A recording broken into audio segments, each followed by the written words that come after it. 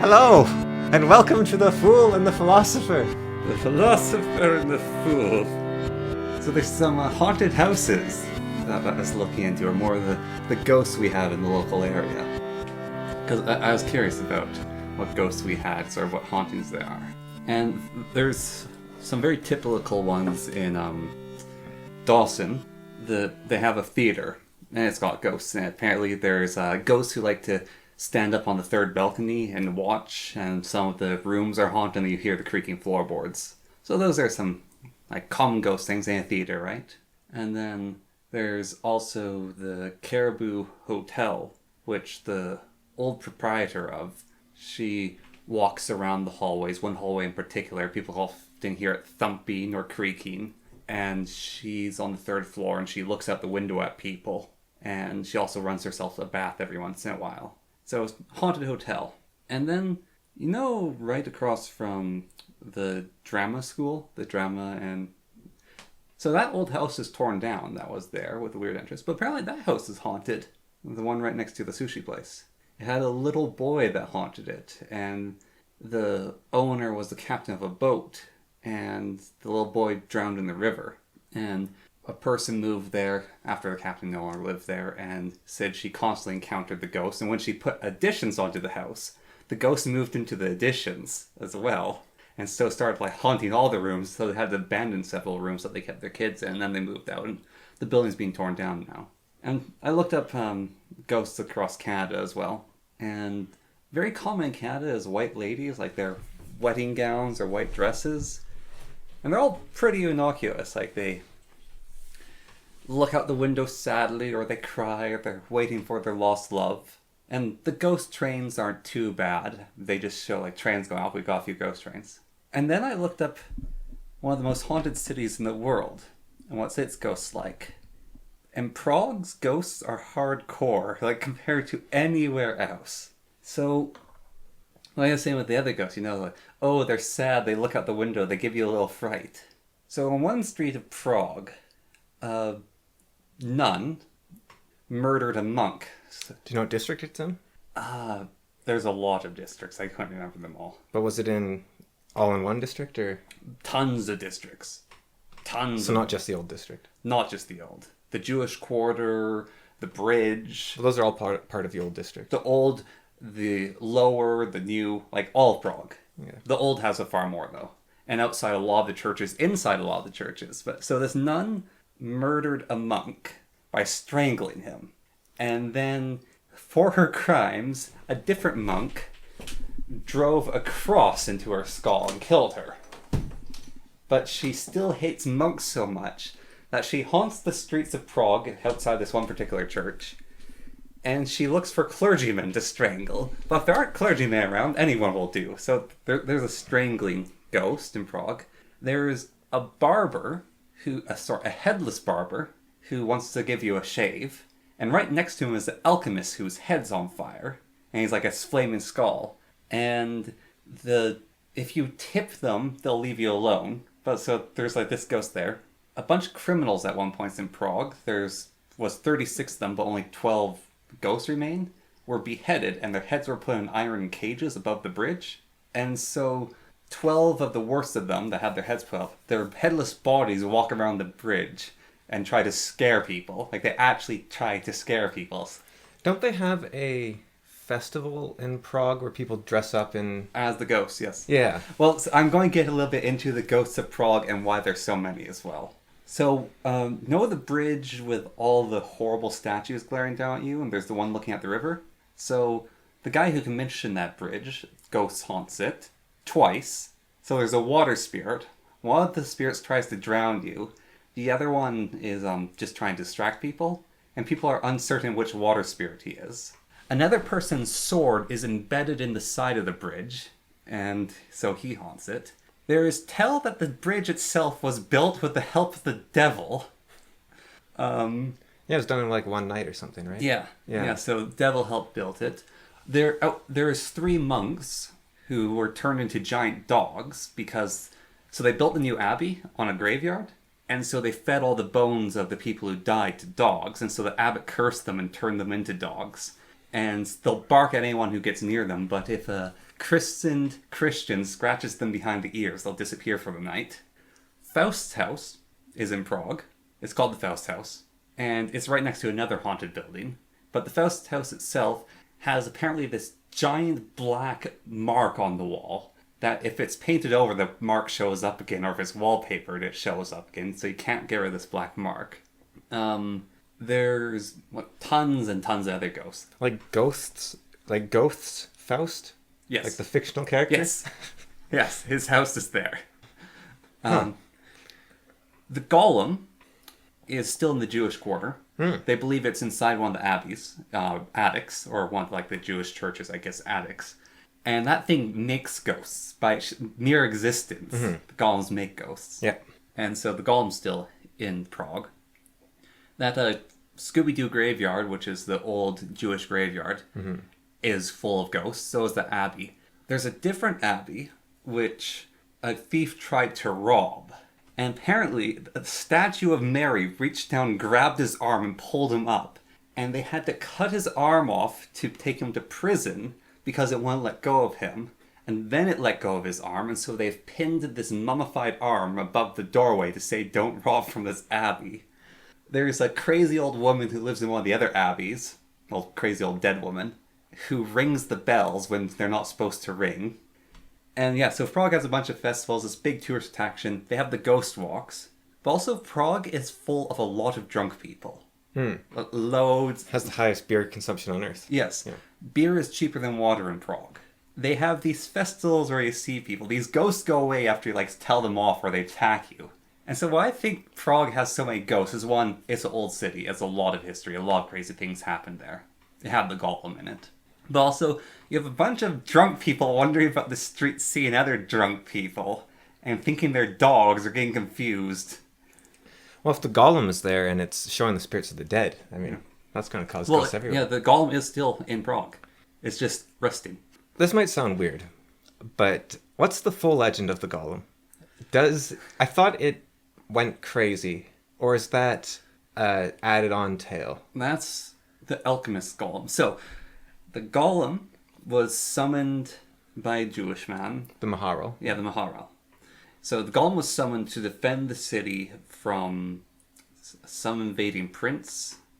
I don't remember. I think it was a German or Austrian prince was attacking Prague. So the golem was summoned, and where it walked, ghosts started coming out of the ground to rev it. Prague's actually had a ton of murders in it. Like, the clergy has an extremely high fatality rate of them killing each other because you've got Catholics, Protestants, Jewish people, different sects of Catholicism, so it's full of priests who all hate each other. But anyways... Alchemists everywhere. Yeah, the alchemists are also in Prague. Lots of alchemists. But the golem was summoned to defend the city.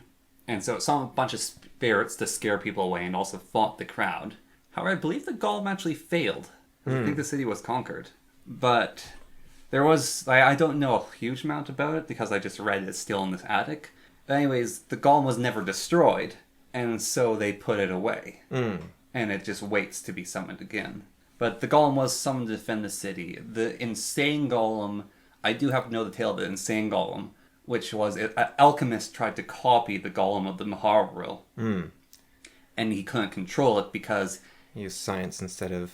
the word of God. Yeah. And so because it was made without the word of God, it turned on him and rampaged, I believe, throughout Prague. Of course it did. I find the golem kind of weird, actually, because it's almost blasphemous. It's a human trying to repeat the process that created humanity. Yeah. Because, that's Frankenstein, and Frankenstein, everyone was like, oh, what a bad guy. But the Maharal gave life to dirt, which is exactly what God did with Adam. Yeah. And it didn't work fully on the golem. But I wonder... I'd have to look more into the golem. I was reading basically all the different minor quick ghost stories from Prague. I haven't even said a ton. There's a castle that... There's a lot of castles in Prague, actually, but it's a castle embedded in the side of a hill. And a man was thrown off the walls. And so he basically jumps off the walls every midnight and hits the ground and dies in front of people. There's a woman who lied a whole bunch to her customers. And so as punishment, She had, I think it was a crucifix nailed to her tongue.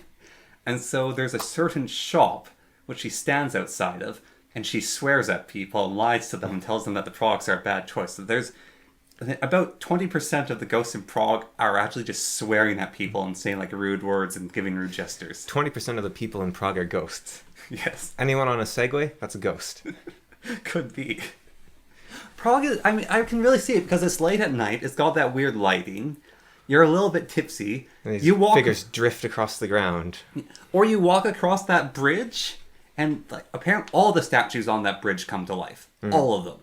Like there's a story of a guy was walking across the bridge, and it was midnight, and he's trying to get back to his room, and none of the statues were on the bridge, and he thought he got lost because it's like, this is the bridge with all the statues. No, it's the same black bridge, and he like looked at the surroundings. None of the statues are there. And so he walked back towards the pub that he stayed at, and he figured out where he was. And the door of the pub next over opened out, and all the statues walked out arm in arm, holding kegs and drinking, and they stumbled off back towards the bridge. Wow. And so even some of the ghosts go drinking in Prague. What a cool city. Yeah. It is a very cool city. I was just thinking, like, after reading about Prague's ghosts, a lot of the other ghosts seem pretty like even you go to London, you've got like the headless ghosts and the ghosts of the tower who are all prisoners, and it's like they try to give you a spook or something, and like there's a few murderous ghosts. But the ghosts of Prague are just like a whole different level, and they're so concentrated. I wonder if China has any big ghost cities. They probably They have do. a city, I think, which is called the City of Ghosts, but I think that's because everyone died there, not because it's... Well, Because I think that's the city that caught fire and no one could escape. when you try to look up ghosts where we are, you actually get ghost towns as the top result, because we've got like over 12 ghost towns here that are completely abandoned. My friend's grandpa or uncle, his job is to caretake an entire town. So he's the only one there, and he can go wherever he wants in it. He just has to make sure everything doesn't fall apart. Yeah. And so he spends the winters in this town all on his own. Fun. Yeah. So, yeah, we do have those sort of places around here. Yeah, they're just abandoned. But I was actually thinking about, I mean, there's a few ghost tour forests I know about, and there's the Norfolk Trail, which is apparently like a ghost walk that's haunted. But it's usually buildings that are haunted. There's a lot of ghost stories that I know of in the UK, but it's not, like, there's not a city that's just chock full of ghosts. It's like, this bit here's got a ghost, that bit there's got a ghost, this has got a ghost. Well, I was thinking of like the Chilkoot Trail, right? It should be loaded with ghosts. But there's like no ghost stories on it. Not that I'm aware of, yeah. Yeah, but there's a few haunted woods, like the mountains surrounding Mount Fuji. The forest around Mount Fuji is haunted. Japan actually has a ghost mountain, which is where Orochi lives. The cursed peaks. The cursed eightfold peaks. We've got the Nahani Valley, which is sort of I guess that's kind of haunted. sort of haunted. Yeah. I mean, there's a few areas which are very spooky. Like there's also the British Columbian Triangle. It's the Devil's Spire in the States. Yeah. There's lots of them, but Yeah, they're haunted landmarks, I guess. but yeah, concentrated. Well, Prague's a very old city as well. It's so old. I wonder... And like I said, there's a lot of death in Prague. Prague has had quite a few wars even happening inside it. It's like right in the center of Europe. They've had communism and then not communism, and of course the Jews getting slaughtered there. And yeah, I don't know that. I mean, there's probably so much to learn about the history of Prague. It'd take a long time to know it all, but I only know a very surface amount about it. They had... I forget his name. He's the famous alchemist that isn't Nicholas Flamel. About... So not the immortal. Yeah, the other one. The other famous one. Who wasn't... D either? Duke Saint Germain. No. And it wasn't John Dee. Yeah. Because D had a house in Prague. Yeah. Well, he shared it with this alchemist, I believe. Ah. Which is the house across from the hotel we stayed at. Oh, right. I think. Yeah. That was the alchemist's house. Yeah, we were right near one of the alchemist's house. Yeah. The second famous alchemist. Of course, all of the alchemist houses are turned into tourist attractions. What's funny about the Faust house is actually currently a university hospital room right now because all the buildings are connected. Wasn't there like a doll shop right downhill from the Yes. alchemist house? Yes, there's a lot of haunted dolls actually in Prague as well. Yeah. I seem to remember something. Because they have like placards on everything in Prague. Yeah. It's like, oh, this bridge did this did this, this is here. Like, you just stop and you're like, oh, this this dollhouse was burned in the 1400s by invading.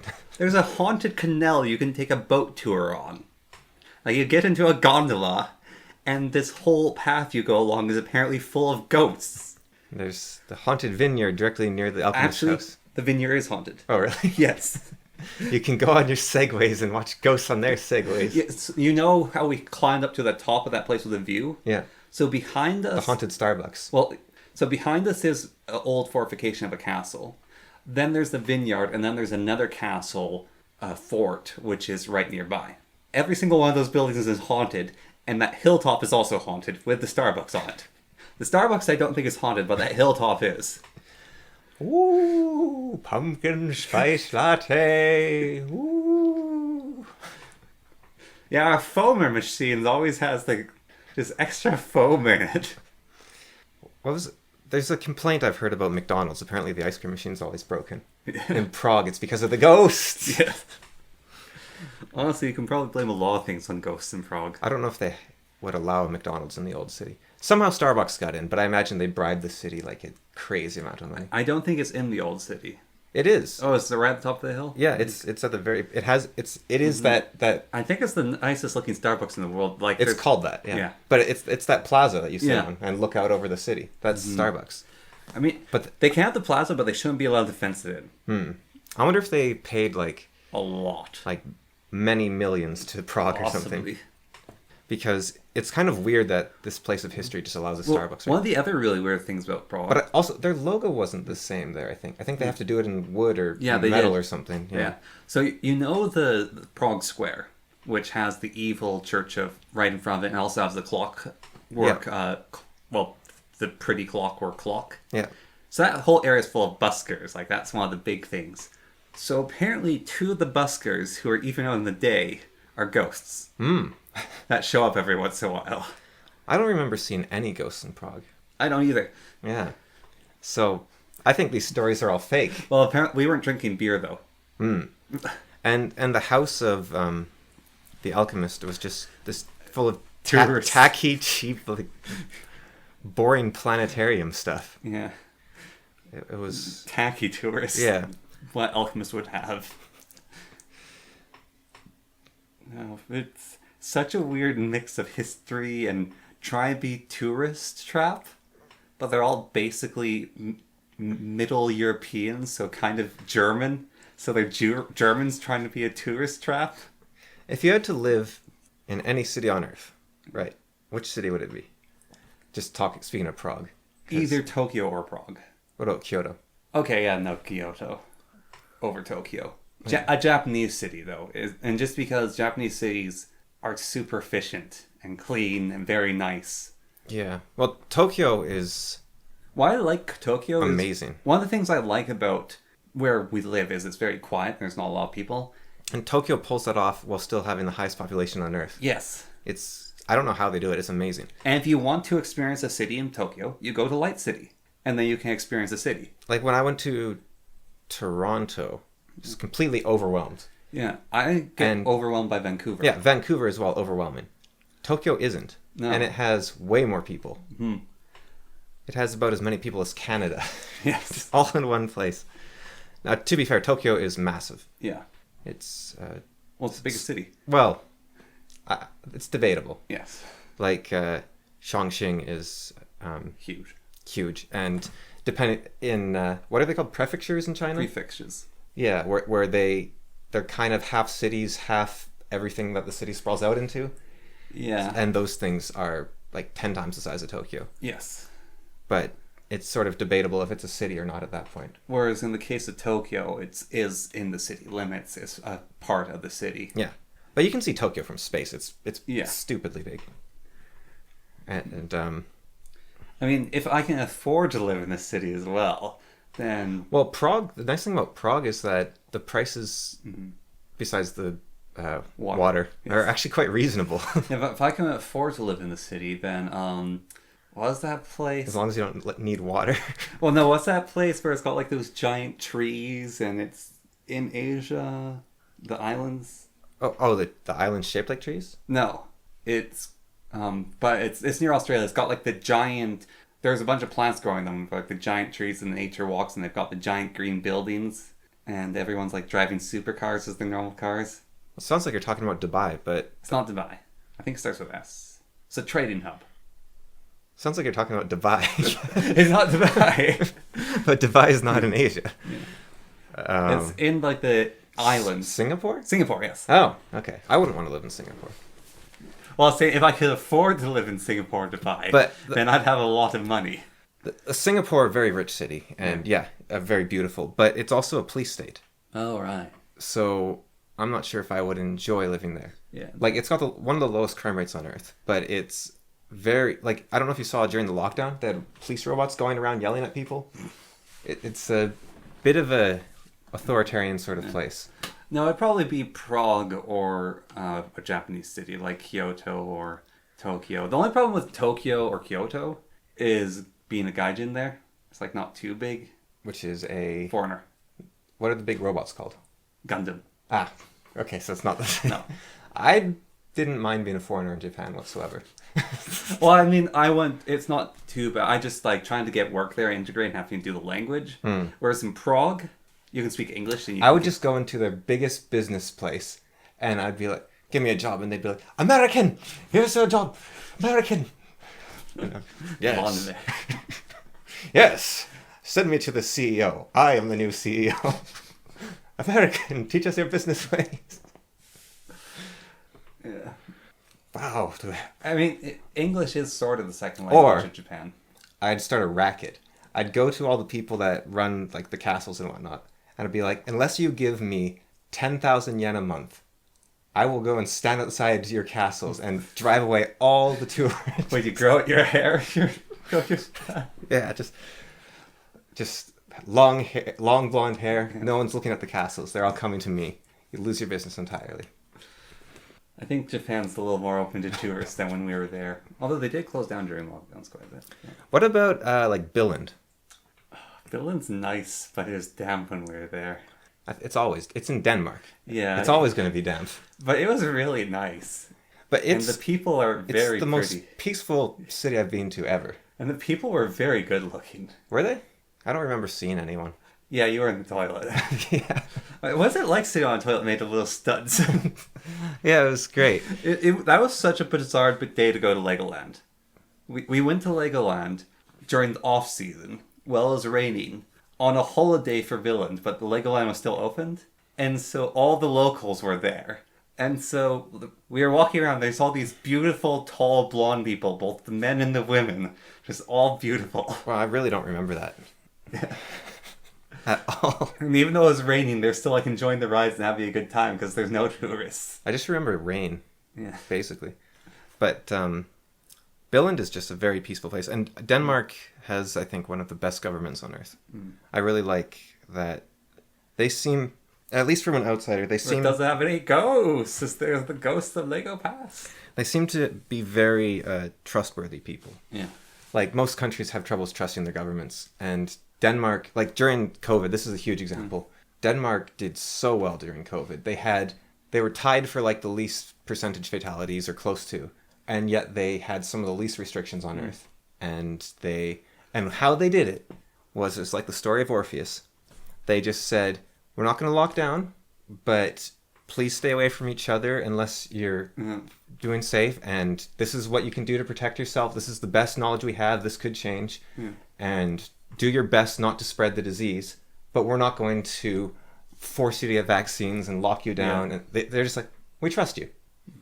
And people said, wow, the government trusts us. I guess we won't make them lose faith in that trust, and we'll actually be responsible. And everything went really well for them. They also have like a really good breakfast.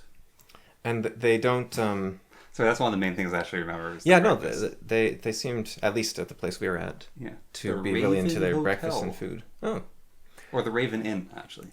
And it's very nice, it's like temperate, and it's very rainy, but it's nice weather. I kind of like that sort of cloudy... Light rain. Yeah. Like direct, harsh sunlight, I'm not a huge fan of most of the time, so... Yeah. Denmark's pretty nice in that, and they've got access to the sea, which is cool, I guess. I think I'd like that. And they never seem to have the crazy... Like, you hear, like, Netherlands, their government's going all sorts of crazy on them, and France, and Eastern Europe has all sorts of corruption, and Sweden. The UK has all these people taking over, and Sweden just sort of flip-flops wildly, and like, Norway seems to be doing okay, but Norway and Denmark both, like, they're I don't know, they're still that ideal of the Nordic country. Finland as well, to a degree, but I think Finnish people are apparently the happiest on earth, but I find they're happy because there's not anyone else around them. Well, I find it very weird that they're... Well, isn't there actually a joke that the Finnish are happy because they're not Norwegian or something? Could be. Or Swedish. Yeah. It'd be the Swedish they don't like. Yeah, so it might... Yeah, they're happy because they're not Swedish. But it could also be... I saw a Finnish person talk about it. The study was translated wrong. Oh. They're miserable. So the Finnish people weren't given the question, are you happy? They're given the question, are you content? And Finnish people, like, because they have the highest coffee consumption and the highest vodka consumption on earth, and that doesn't seem to me to be the happy country. No. And they also have that's actually, so if you look at alcohol like beer, Prague is actually a very happy city. Beer, like, if you have high beer consumption, you're actually going to be generally happy. But when you have high hard alcohols such as vodka or whiskey, like the hard alcohols, it's usually a sign your country is miserable. Like Russia. What about Ireland? They're miserable. But they're all about beauty. They're such a... Yeah, they also live in Ireland. You know, it's funny, Ireland has such a great musical tradition. Yeah. And I was curious, do they have I don't know how you'd test it, but do they have the greatest musical tradition on earth? So I was just typing some terms into Google to try to look into it a little bit. Try to figure it out. And because they have the pub tradition of you go to the pub, you whip out an instrument and you start jamming with people, basically. Yeah. Which is really cool. And everyone there can sing. And most people know a musical instrument. Not everyone. Yeah, most people can dance. It's like most Canadians know hockey, but not all Canadians. Yeah. And yes, so in Ireland, but I think basically all Irish do sing. Yeah. Because they all go to church. Yes. Or they're... One or the other church. Yeah. You best not be on the wrong side of the wall, buddy. Irish people go to church or they're dead. But so I was trying to find like Irish musical countries with musical traditions. And I stumbled across something which was pretty obvious in retrospect. They're the only country on earth that has a musical instrument on their flag, which is their harp. Yeah. So that alone gives you a hint at how musical they are. And that's... They even talk musical. Whose harp is that? Broggy's harp or whatever. Yeah. Yeah, they're God. Yes. The supreme God or whatever he was. Yes. But they're... yeah, so because they maybe invented whiskey. You ever see the Foil Arms and Hog about that? Yeah. Some Irish people applying for Scottish citizenship, and it's like, all right, and final question: who invented whiskey? No, Ireland, Scott, not the English. Yeah. It's like, well, that's good enough for me. You can come in. Yeah. No, I mean they might be happy. I don't know. It's just Ireland has problems, but it still hasn't recovered from the famine. It is interesting, the difference between contentment and happiness. Yes. Because the Finnish people could not want to change anything, even if they get through the day and it's a horrible, snowy, wet day, and the Russians still exist, and the Swedish still exist, and they're stuck there. And, but, yeah, apparently they're the most content, or the most happy. Maybe they don't have many ghosts. I wonder if there's actually, like, not ghosts your country has. It's... related to your happiness? Yes. I mean, there's some places, the Romans had like the burying the people on the walls, right? So your walls are always your ancestors. There's other places where it's like you mummify your dead relatives and build a room for them and put them in that room. And so like your house slowly gets bigger and bigger, and after a while the amount of corpses will outnumber the living people in it. And that's just like, Yeah, that is a little... The Romans, I think they just did death masks. Yeah. There's at least one Polynesian or African group that do bury the bodies directly in the walls. I mean, it's better than burying them under your feet like the French. Like with the catacombs. I think my favorite, it's also horrible, but my favorite story of a natural disaster in France is, I think like a pipeline or something ruptured underground, and the city split, like the street split open, and skulls started pouring out onto the street. That's horrifying. Exactly. You have a city that has, if it has an accident with its infrastructure, skeletons start pouring out into it. Like out of, well, that scene in Lord of the Rings where all the skulls start pouring out from the City of the Dead. Yeah, you'd think there was some sort of curse going on, or God had abandoned you. Yeah. It's pretty horrifying. You know, there's, I know you saw it in the Le Pen show on Netflix where he went through the catacombs and know how he escaped the police by exploring them. Well, there's apparently people who do that. Like, there's a few homeless people, like people as a hobby, who circumnavigate the guides throughout the catacombs, and they can just travel across Paris with impunity, like get where they want to go. They just have to brave the catacombs. Which apparently, there's one point, the catacombs. So I know this. So you take the tour and they walk you through it all. And I think they might fix this point, but there's this little fenced off area that you're not supposed to go in. The guy basically snuck away from the guide and went there. And it's this spiraling down pit that just goes into darkness. And the whole spiral down is like full of bones. And he's shone his phone light down there and he couldn't see the bottom. And he's like, I am just going to go back to the group. Do you know about their... And so there's literally a pit just in the catacombs. Do you know about the Cathedral of Bones? It might be in the Czech Republic, actually. Yeah, they built it out of the bodies of the Black Plague victims. Yeah. Yeah, and so everything's lined with bone and skulls. There's a much more pleasant... it was one guy. Yeah.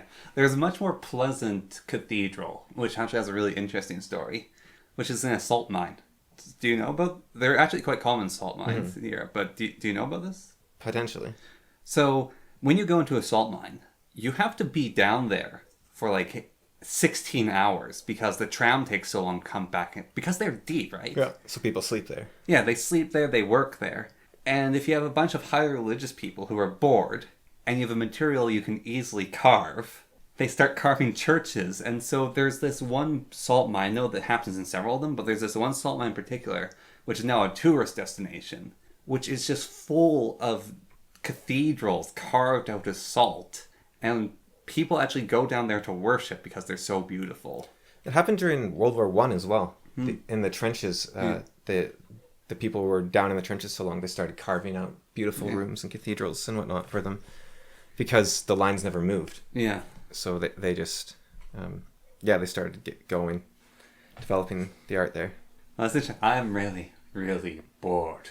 I'm going to make myself a church. I wonder if you could define boredom as the desire to create. Could. And instead of making boredom an apathetic state. Well, I don't... Make it a motivational state. I don't think boredom is an apathetic state. Among children, it might be because they can't do what they want to do.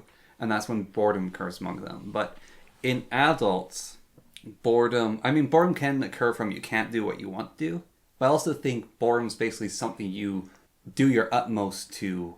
You remember that video I showed you of that guy that said, I said, this is a man that is without pain?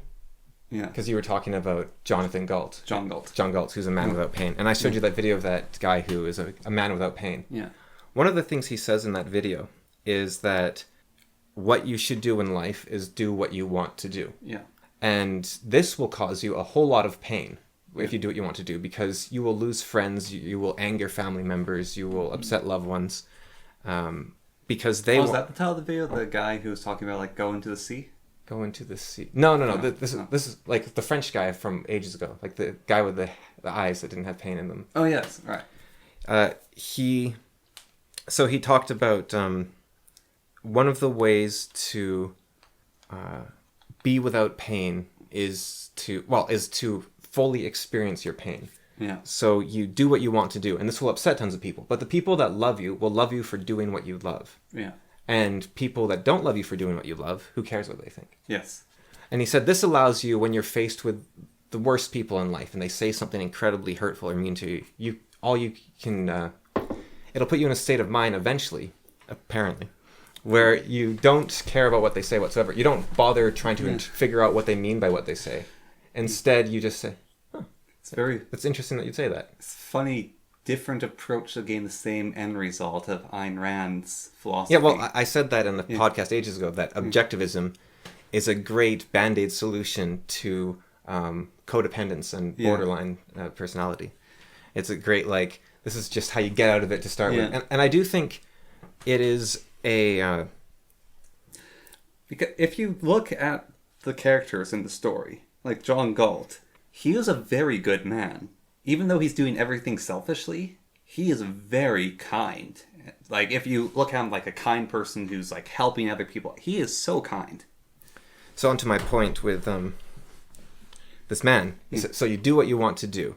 And he says, okay, so this will cause you a lot of pain because you will no longer be able to rationalize everything that you're doing. Like, well, they want me to do this, and I'd feel bad if I didn't go to their birthday, and so you'll stop rationalizing. The rationalizations will stop protecting you, and you'll start feeling a lot of the pain that comes with growth and forcing yourself to feel it, and you'll no longer be hiding from this pain. And so it's destructive in a sense, but it allows you in the moments of not pain to avoid anxiety and depression. But you will be, and the pain that you are ignoring with the rationalizations, you're still feeling. It's just muted, and it never goes away. So it's kind of like, do you want to jump in the cold water and get it over with, or constantly be chilled and slowly lower your groin into the cold water, and then pull it back out because it's too cold, and then slowly lower it forever. Yeah. So eventually you have to do it. And he said, okay, so you have to do what you want to do, but how do you know you're doing what you should be doing? He said, well, that's very hard to know what you truly want to know. But what you can know when you're doing what you shouldn't be doing, because you will have a feeling of boredom. You will be in a room and you'll be saying, I don't want to be here. Yeah. I'm just bored. Like, it could be, it's not necessarily you have nothing to do. You could be having a conversation or playing a game with a friend or something, and you could be thinking, I started getting this when a friend wants to show me a YouTube video. Yeah. Sometimes, or especially if they want to show me like a talk show, like one of those late night talk shows, like, oh, check out Saturday Night Live. And it's like, this stuff is so corporate and boring that you get this feeling of absolute boredom, and that is a sign that you are not doing what you should be doing, not doing what you want to be doing, and that you're not being honest. And so it's something you can look out for when you're sitting there and you're like, wait, what am I doing here? This feeling of absolute boredom, and then trying to come up with a resolution to that. I've found... And it's like a sickening sense of boredom, even. It's weird because I've been bored. When I was a kid, I was bored. But as an adult, if I'm in a situation which I think might cause me boredom, instead my attention just leaves that area. Like, it would be described, I think, honestly, as OCD. I focus on something else entirely, even if it's in my own thoughts. And so it's like, whoa, what just happened? Like, I got this in my statistics class because the teacher was so dull. Like, she just wasn't engaging at all. I'm here, I'm in the class, and I can't pay attention at all. And so, like, if it had been elementary school, I would have been bored. But in university, I just was thinking about other things. Yeah, it's almost like there's two kinds of boredom. Mm-hmm. I don't know if you get the same feeling, but there's I think there is. It's just there's like the boredom in class, where you're like, man, I don't want to pay attention to this. Yeah. But then there's a boredom where maybe it's a boredom where you need to pay attention. Like if you're playing, I think it is. I get this boredom the most when I'm playing board games. Funnily enough, with someone who takes way too long to take their turn. And it's because you have to pay attention. You want to do your turn. You want to do things. I wanted to go to bed 2 hours ago, and this person is making the game take 10 times as long as it needs to. Yeah. And I just want the game to end at all costs. But for some reason, I don't just say, we're done. Yeah. And that is the feeling that I most experience, the second kind of boredom, which is a sickening, this is not what I should be doing. Like a boredom in a class, or if I'm reading a boring book, that one is more of a... Your mind wanders, dances but around. I can push through it, and it's like, this isn't... I'm not supposed to be here. This is just something that doesn't engage me. Yes. But then there's another feeling of, I am not doing the right thing. I'm wasting my life. I'm not doing the right thing with my life. I wonder if it's because I just avoid the second type of boredom. Like, the first one I can experience. Like, when I was trying to study for that test I just took, I got that boredom a lot. And it's really annoying because I would actually be reading. I don't know if you've ever done this, but you're reading, And I started reading out loud, so I was saying my words to make sure I was focusing on it. And while I was doing that, my brain was going, I was like, what?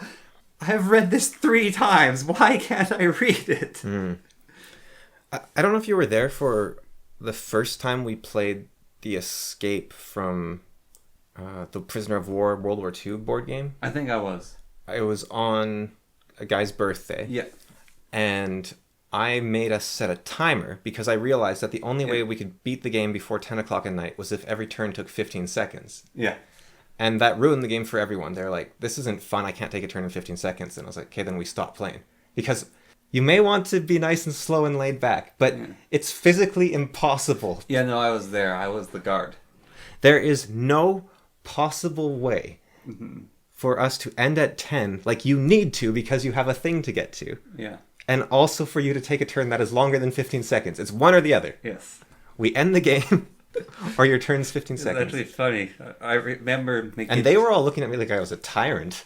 Well, I remember it being funny because it was a prisoner of war camp based in World War II. Yeah. And I was the prison guard, but you were the Nazi.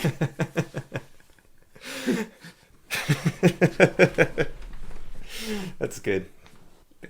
But yeah, people were like, whoa, just calm down, Cameron. It's like, no, you have 15 seconds to play your turn. And I was keeping track of all the time, and I was doing my turn in like 5 seconds. I was just like, boom. And I can think fairly fast, so maybe it's not fair. But we shouldn't have played that game. No. But the other problem, I can think fast. Sometimes I do get... And the guy that was taking the longest, he is actually a very fast thinker. He's very good at fighting games, which demonstrates he's a very fast thinker. And I get this too in certain games, where you don't want to make a suboptimal move. Yeah. So you just don't make any move.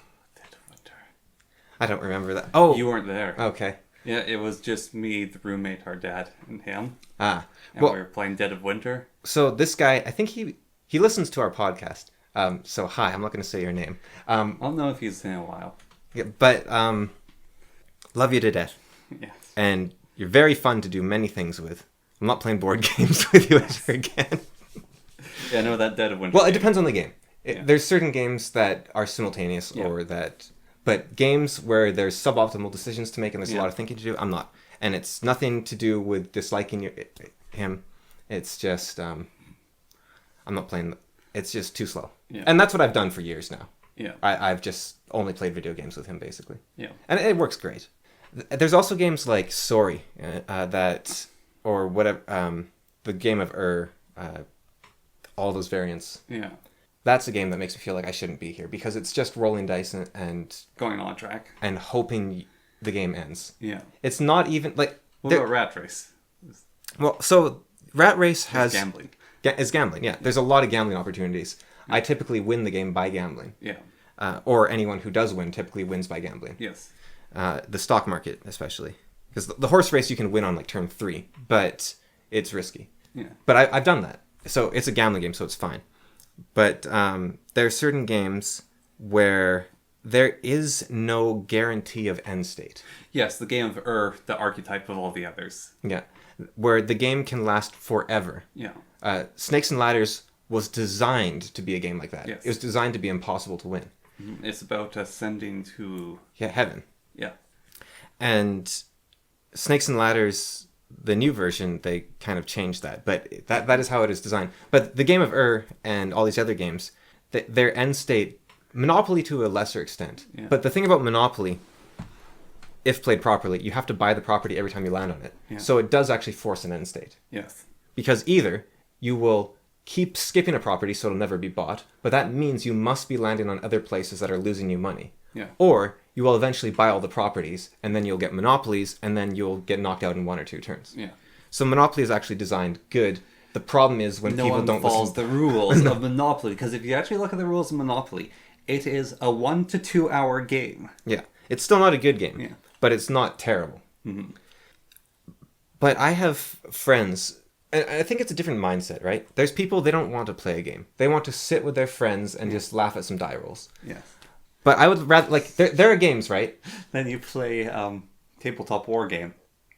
You sit at a table and laugh at die rolls in a tabletop war like game. Warhammer or something. Yeah. There's a game that I used to love. It's a snail racing game. And all you do is you roll a die, and whatever color it is, you move that snail. Yeah. That game, it's all just rolling dice. So you're like, what's the difference between that and Sorry? The difference is the snail game, it has to end within about 10 rolls. Yeah. Because eventually, the snails can never move backwards. So eventually one of them is going to cross the finish line. It's like the pig game as well. Yeah. Or there's a camel racing game and there's a horse racing game, similar. Maybe not House and Eagle. I mean, you make House and Eagle a random chance game, but... Yeah, well, House and Eagle, you can be very strategic about it. But that game also just ends. Yeah, but there's... House and Eagle is really interesting. It's German. It is so German. Because the further backwards you go in House and Eagle, the faster you move forwards. So you can either choose to make your car's brakes come off, or you can just keep puttering along forward slowly. So you're always accelerating, essentially. Or you can eat all your cabbages and then switch place with a person to leave by being a lucky rabbit. Yeah, but those are... They're never... I don't think there's a gain a cabbage. I think there might be a give a cabbage, but I don't think there's a gain a cabbage. Yeah, but you can switch places with first. And it's not a long game anyways. Yeah, but if you switch places with first, that doesn't matter, because there's still someone in first place. Yeah. So, but the problem with Sorry is you can miss your home. Yeah. You have to take another loop around the map over and over and over again. Yeah. Game never ends. And with the game of and the famous version I can't think of right now for the life of me. It's always on the opposite side of a checkerboard. Backgammon? Yeah, backgammon. So with backgammon, the great game of and Sorry, you can bounce out of the finish line and come back. Now, you're more likely to finish than not at a certain point, but it's still, you're not doing anything. Yeah. You're just like, there's a terrible game mechanic. There's a guy, he's called Veilfisk. He keeps putting it in his games that he designs, which is that you allow the players, he adds blue shells to his games. Yeah. Blue shells are a terrible game design mechanic in anything but a 3-minute racing game. Yes. Because what a blue shell does is it means that players, they think, oh, this is funny. I'm going to knock first player down to my level. And it becomes a crab bucket where no one ever wins, and it's horrible. The only reason it works in Mario Kart is because there's 12 racers, so even if you knock out first place, second place is going to win. Also... And the race is only 3 minutes long anyways. Also, very carefully designed with the blue shell. There are 2 ways to avoid it. And if you're in first place, you are more likely to get both those items that let you avoid it, and you should hold on to them. Well, there's a few ways. You can accelerate, so Yes. you can use a mushroom or a boost pad or a drift. Yes. And then the second way is you can use a... Star.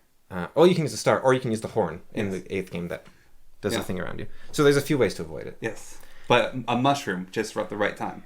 But these mechanics that they're...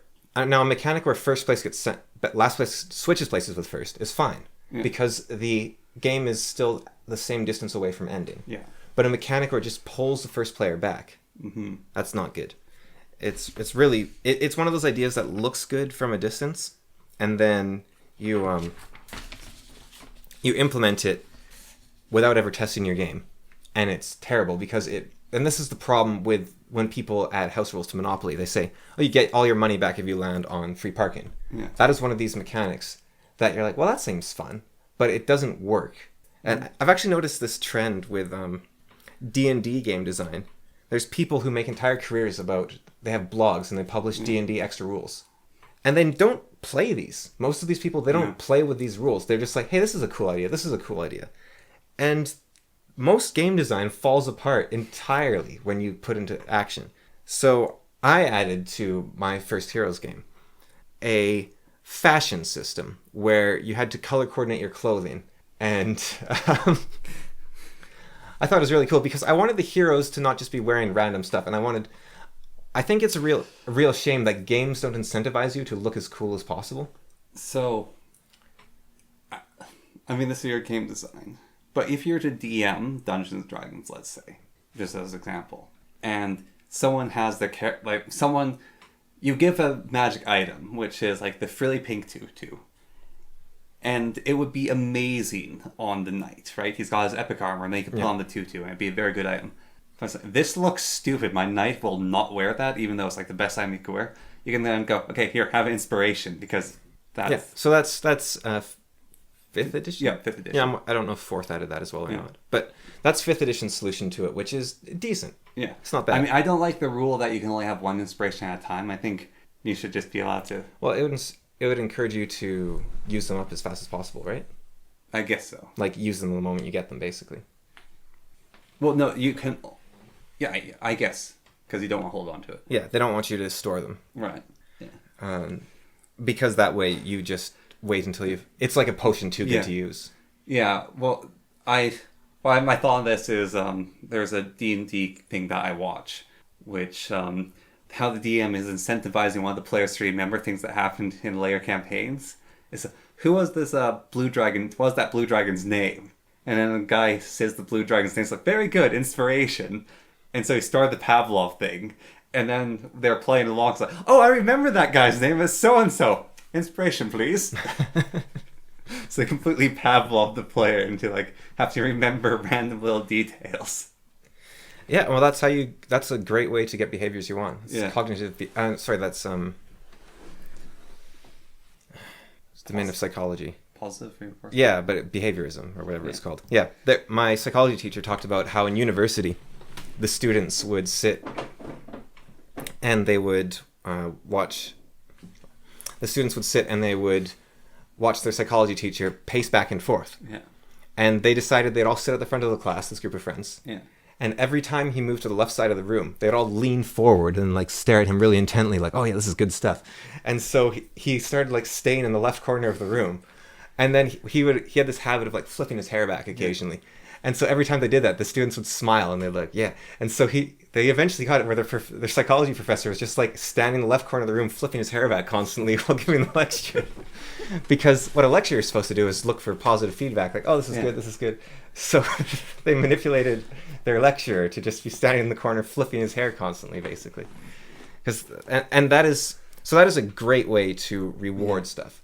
And especially the nice thing about inspiration is it's not very complex. Yeah. If you have a very complicated system where you have to do a lot of math and add it together, then it's like, well, I don't want to bother. Yeah. Like, even if it's a good idea on paper. And that's another thing. A lot of these are way too complicated to actually stick into a game.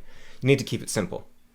So my fashion system, where you had to color coordinate and you were allowed a certain amount of color coordination based on... that's something a computer needs to run. Yeah, and even in a computer game, you might not understand it to a point where you care. Yeah. Now, there is a game, Love, Nikki, which does a decent job at this, but it hides all the numbers from you. Yeah. And yet, it seems like when you create the character, it's like, yeah, this looks good, and the AI is like, that looks good. Mm-hmm. So that's very well done, but that is very complicated behind the scenes. And apparently, at the pro level, the outfits look kind of silly again. But in the sort of like mid-range, a good-looking outfit will get you good points. Yeah. But if you want to be like a really hardcore Love, Nikki fashion princess player, you need to... like the real alpha male players of Love, Nikki fashion princess. The real chads, their outfits look a little silly at that point. But at a more moderate, like, just like... Well, that whole problem, like you're saying, that the optimal thing of Love, Nikki, like if you look at this actually started happening in Warcraft a little bit. So you would have, like, in the early game, you would have this guy, and he'd go by, and he'd look amazing. And he's like, that's a level 50, and we've talked about this. This level 50 guy, he looks absolutely incredible. And then they start adding, like, seasonal things and rewards and, like, these outfits. And it's like, if I combine the duck hat with the chest plate of Radon, and I wield the wibbly wobbly sword while having squeaky shoes, my poison resistance is 100%, and that's perfect for this boss. And so then someone join you, like the whole thing about Warcraft is you see the epic person, then you join and you see the level 75 character run by, and he looks like a clown, and he goes off to beat a dungeon instantly. It's like, what? Yeah, it's not as interesting. So I really wanted the fashion thing to happen. Yeah. And the system I wrote, it heavily rewarded coordination. Yeah. And it was a substantial reward. So it's like, yeah, this is worth your time. And it wasn't super complicated. So I was fairly proud of it. Added it to my game. And the thing I did that a lot of these bloggers didn't do is I play tested it. Yeah. So I just wanted to go through the stuff you have to keep track of in my game to an extent. Yeah. So you have to keep track of the HP for each of your limbs, head, and body. Yeah. You have to keep track of every injury on those. You have to keep track of everything you're wearing, everything, all the hit points of everything you're wearing. Yeah. Your items hit points, the amount of times you've prayed in a day, the amount of times you've done heroic acts, the amount of times you've done an act of heroes, which is different, the amount of times God has granted you a boon. You have to keep track of the weight of every single thing you're carrying. Yeah. So if you're shooting arrows, you have to keep track of all your ammo. You have to keep track of your torches if they burn out. You have to keep track of all your titles, your name, your perks, your neutral perks, your anti-perks, your gods aspects, the magic. Your magic, all your spells. You have to keep track of what your religion tenets are. You have to keep track of what your religion's benefits are. You have to keep track of your cultural bonuses, your dishonor, your cultural malices. You have to keep track of the veils that you've transferred across. You have to keep track of your coping mechanisms, your mental afflictions, your mental weaknesses, your mental resistances. You have to keep track of all the negatives to all your 12 stats at all times caused by the injuries during combat. You have to keep track of if you get a critical hit, if you intensify a situation, if you're dual wielding, if you're not dual wielding. There's a lot going on. Yeah. And it was like a straw that broke the camel's back. Yeah. That sounds like a crazy amount, and it is. But I think I've done a fairly good job of making it so you don't have to engage with like 95% of the systems at any one time. Yes. And I keep refining it because when you play by yourself with 4 characters and you're injured, so any writing you do hurts, you start going, no, this is too complicated, scrap it. So what I ended up doing was completely getting rid of the fashion idea. Yeah. Because I was like, this isn't worth it. And it's really interesting when it's game designing when you're in pain is actually great because you're like, this is not worth the pain I put in. It's a great metric. Well, there's this huge problem that a lot of indie games makers have, which is, so they have a story they want to tell, and you do it through a game medium, so you can lose the story, or you can have options to choose different endings, kind of like a light novel.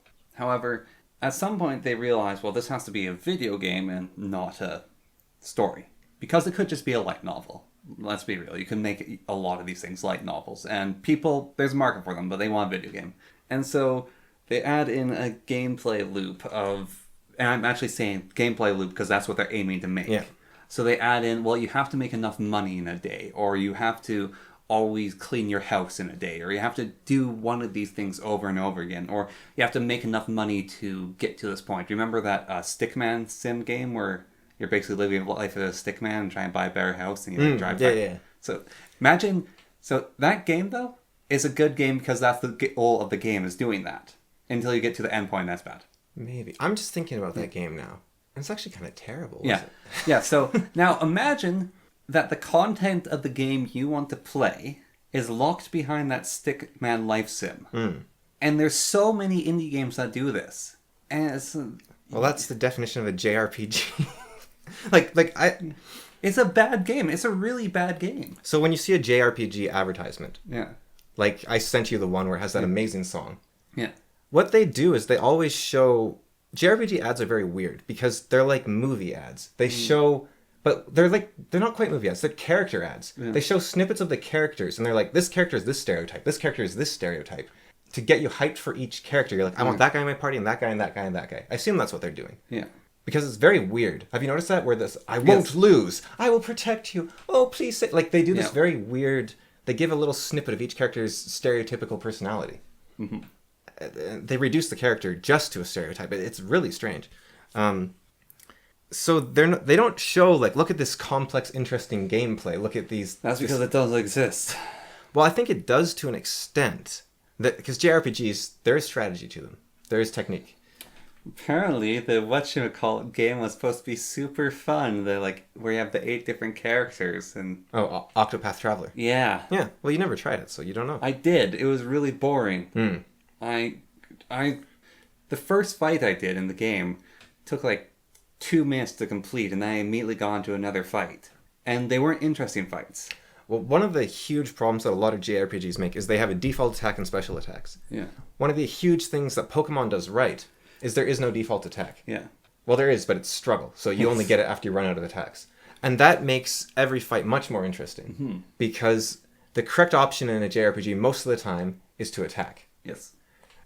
Whereas in Pokemon, there isn't even an option to do that. Do I growl? Do I tail whip? Do I use gust? Or do I use minimize? What's wrong with my Pokemon? It has no damage moves. So Pokemon, it does the combat slightly better, I think, than a lot of these games. But even Pokemon, I find, gets very repetitive. Yes. So I have to take long breaks in between playing Pokemon. And then JRPGs. So JRPGs are obviously story focused, but for some reason they include the gameplay. Yeah. And I think what it is people like the feeling that they're doing something in the story. Yeah, except they're not doing anything. Well, you know the last story, It's Combat, how it's kind of a JRPG, but it actually has challenge to it, and it's really weird. Like, or the game with the sword with the British guy in shorts. Xenoblade? Yeah, Xenoblade. Xenoblade has a sort of JRPG element to it, but you're actually doing the fights, and people really liked Xenoblade. I think it's hard to get into the mind, so I could be totally wrong here. My theory is that people look at video games as a magical, otherworldly entity that they have no control over. So they don't expect better of them. They accept what they're given. So they clearly haven't played Skyrim. Well, even there's people, like tons of people play Skyrim and they love it. Yeah. But then you get a lot of the Morrowind players that say, wow, they really ruined it. And what Skyrim does way worse than Morrowind is it's completely disconnected feeling. Yeah. In Morrowind, the world has the feeling of verisimilitude where everything feels connected. You're like, well, this mine needs to be next to this city because they need that mine. And then this guy talks about this mine over here. And whereas in Skyrim, here's a bandit camp. Why are the bandits here? And they'll leave little notes around. Yeah. But it doesn't really feel like it feels like the developers could at any time pop it out or pop it in. Yeah. Whereas in Morrowind, it's like if you took out this mine, the whole world falls apart. Yeah. And Skyrim failed at that. To an extent. It still has a bit of that feeling of connectedness, but it's much less interconnected. Yeah. And well, actually, one of the things that it's really stupid that they did this. If you play a stealth character and you go through the bandit camps, you hear the bandits talk because they actually talk and have voice lines if you're there but listening. And they put so much work into these voice lines of the story. And that actually gives you the connection to all the bandit camps and what these people are doing, like even more so than the little notes, and actually gives reasons for everything. But you have to be stealthed. But even then, you could still pop that thing out or pop it back in and nothing would change. Like if you remove bandit camp number 6, Ulrich, Stormcloak, story still makes sense. Yes. Whereas in Morrowind, everything feels very tight and connected. And what it ends up doing is Skyrim feels like a smaller game than Morrowind. Because when you play Skyrim, you think, oh yeah, this is fun, I'm going to go here, I'm going to do that, I'm going to go here, I'm going to do that. So if you play the Black Brotherhood quest in Morrowind, do they have one? Dark Brotherhood? Yeah. They added one in a DLC where they try to assassinate you. I don't think you can join them. Because in Morrowind, you are part of the Blades. Okay, because I was just thinking, you could really mess things up by going around and assassinating people. Whereas in Skyrim, both with the Thieves Guild and with the Assassin's Guild, when you go through their stories, it doesn't affect anyone else's story, not really. Well, that's the interesting thing. Because they want the main story to be unaffected. This is something old RPGs did a lot. So, in Morrowind, Arcanum, Steamworks Obscura, Baldur's Gate, to a lesser extent. Planescape? Oh, and actually a new game. Divinity does this really well. When you kill random characters, the world reacts and changes. Yeah. Dynamically. It's really interesting. Yeah, Planescape does that a lot. Yeah. And so does Steamworks Arcana. Yeah. But a game that I think perfected this is actually Divinity Original Sin. Yes. I've never seen a game do better than it did. But, yeah, in Skyrim, when people die, it does make a difference. Yeah. Like when I got to the Winterhold, there was a bandit attack. Because I don't know if that's... whenever I've played, bandits constantly attack Winterhold. I don't know if that's a bug I've had or something, but... so the shopkeeper died. Oh. And now his sister just stands outside the shop all day talking about how they were going to move there to get away from everything, and it's quite sad. Yeah. Because I know there's that little quest where she's like, oh, you're always a drunk and whatnot. Yeah. But that's not there anymore because he's dead. Yeah. So, and then his body goes to the House of the Dead and you can visit it there, and he's in the afterlife. Well, he might be. They add a couple characters to the afterlife. Yeah. So Skyrim does do this to an extent. Yeah. But when you play Skyrim, you're like, okay, this bit here, this bit here, this bit here. Oh, that's fun. When you play Morrowind, I get this feeling at least. I feel absolutely overwhelmed because I'm like, this world is too big to see everything. Yeah. There's too much going on. A lot of old CRPGs did this. Like Ultima, it blows my mind. Ultima 7. Yeah. When you drop into that world and you're like, this is too big. Like, I can do anything. It's too much. Yeah. Because there's also the aspect that a lot of these games, you get like an entirely different game if you play as a man, if you play as a woman, if you play as a dwarf, if you play as a human. Yeah. It's like a different game entirely. Because characters will react to you entirely differently if you play as a thief, if you don't play as a thief. And so you just think, like, this game is... I could play this game for the rest of my life and I'd never see everything. It's too much. And then certain games try to capture that and they fail. I'm trying to remember which game it is I played recently where it's like, oh, I have the background of being a brigand, so I'll say the brigand line, which highlights. Oh, Divinity does that. Divinity Original Divinity Sin. does it and it works to an extent. Yeah. This is a different game. I can't remember what it is. Well, Cyberpunk kind of did that really badly. Yeah, it's not Cyberpunk, but... A lot of games do it badly. Yeah, I can't remember, but you say like, oh, I have this background, so I'll say this. And it's like, oh, no, it's Cyberpunk. It's based on your skill. So it's like, I have background in this thing, and I'm really high in my technology. So it's like, I'll use the technology line. Okay, that changed nothing. Why is that there? Well, it just made me sound like a nerd. King Dragon sends his regards. Okay, fine, I'll disarm him. Luckily I have my second pistol on me. King Dragon sends his regards. Yes. It's like, no matter what you do, nothing changes. Yeah. Newer BioWare games do this, like the Mass Effect series. Where they have, like, what color ending do you want? What do you want? And even the big decisions, there's, like, two. It's like, do you want this species to die out or not? There's not, like, this vast, interconnected, complex world like older games had. And Divinity. Yeah. I've got to give credit to Divinity because they pulled it off. Original Sin only has one ending, kind of. Yeah. Well, sort of. It depends on your personalities. Yes. Well, that's what I mean. It has this ending and then what your characters do afterwards. Right, yeah. So you always do the same thing at the ending, but then how your characters react to each other depends on what they did throughout the entire game. Yes. Yeah. And that's just a little number 2 actually has apparently a lot of endings. Apparently, actually, all the Divinity games have been a bit like that. No, even Dragon Commander. A lot of weird game. But those games where you step into the world and you're like, this is too big. Divinity Original Sin actually does that quite well. Mm-hmm. Where their worlds are massive and you're like, wow, I could just keep going and going. And I think Skyrim doesn't quite have that. It doesn't feel massive. like, you can walk it's a very big world. Skyrim feels like a wilderness. Yeah. But it's like, it's a samey wilderness. Well, I think we have lost a little bit of what some people get the wonder of Skyrim because we kind of live in that wilderness to an extent. I'm actually quite serious about that. Because a lot of people, it's such a magical, different nature sort of experience of going through this wilderness. Then you encounter civilization every once in a while. Mm. And so it's so different from people's lives. They really like that sort of aspect of adventure. Whereas us, we're like, oh, what's in this city? I want to wander over to this structure. I've heard there are people that just like to fire up Skyrim and walk around in it. Yeah. But Breath of the Wild... Well, apparently, with the walking around in it, this one guy, he... does videos on VR. Yeah, I saw it. He ran across Skyrim. Yeah, Thrill Seeker. Yeah. He did a marathon. Mm-hmm. But what he was talking about, the first time he played Skyrim VR, he was terrified at how big it was. It's like, that mountain's huge. And yeah, Skyrim definitely has its strengths. Yeah. But I think, because distance is a strength in certain games, for sure. But in Breath of the Wild, it made me appreciate nature more. Yeah. So I don't go there to escape. When I play Breath of the Wild, I'm like, wow, I want to go outside. And the first time I saw Skyrim back in 2011, it was the plains around Whiterun. Mm-hmm. My friend was playing it on his big screen TV. Yeah. I thought, wow, this game is beautiful. Like, Skyrim is actually a beautiful game. You just need to play it on a bigger screen. Skyrim's an absolutely beautiful game. Yeah. But I do see where the criticism, wide as an ocean, deep as a puddle, comes from. But I think there is a quality to width. Yes. But there's this sort of magic. So JRPGs have this sort of...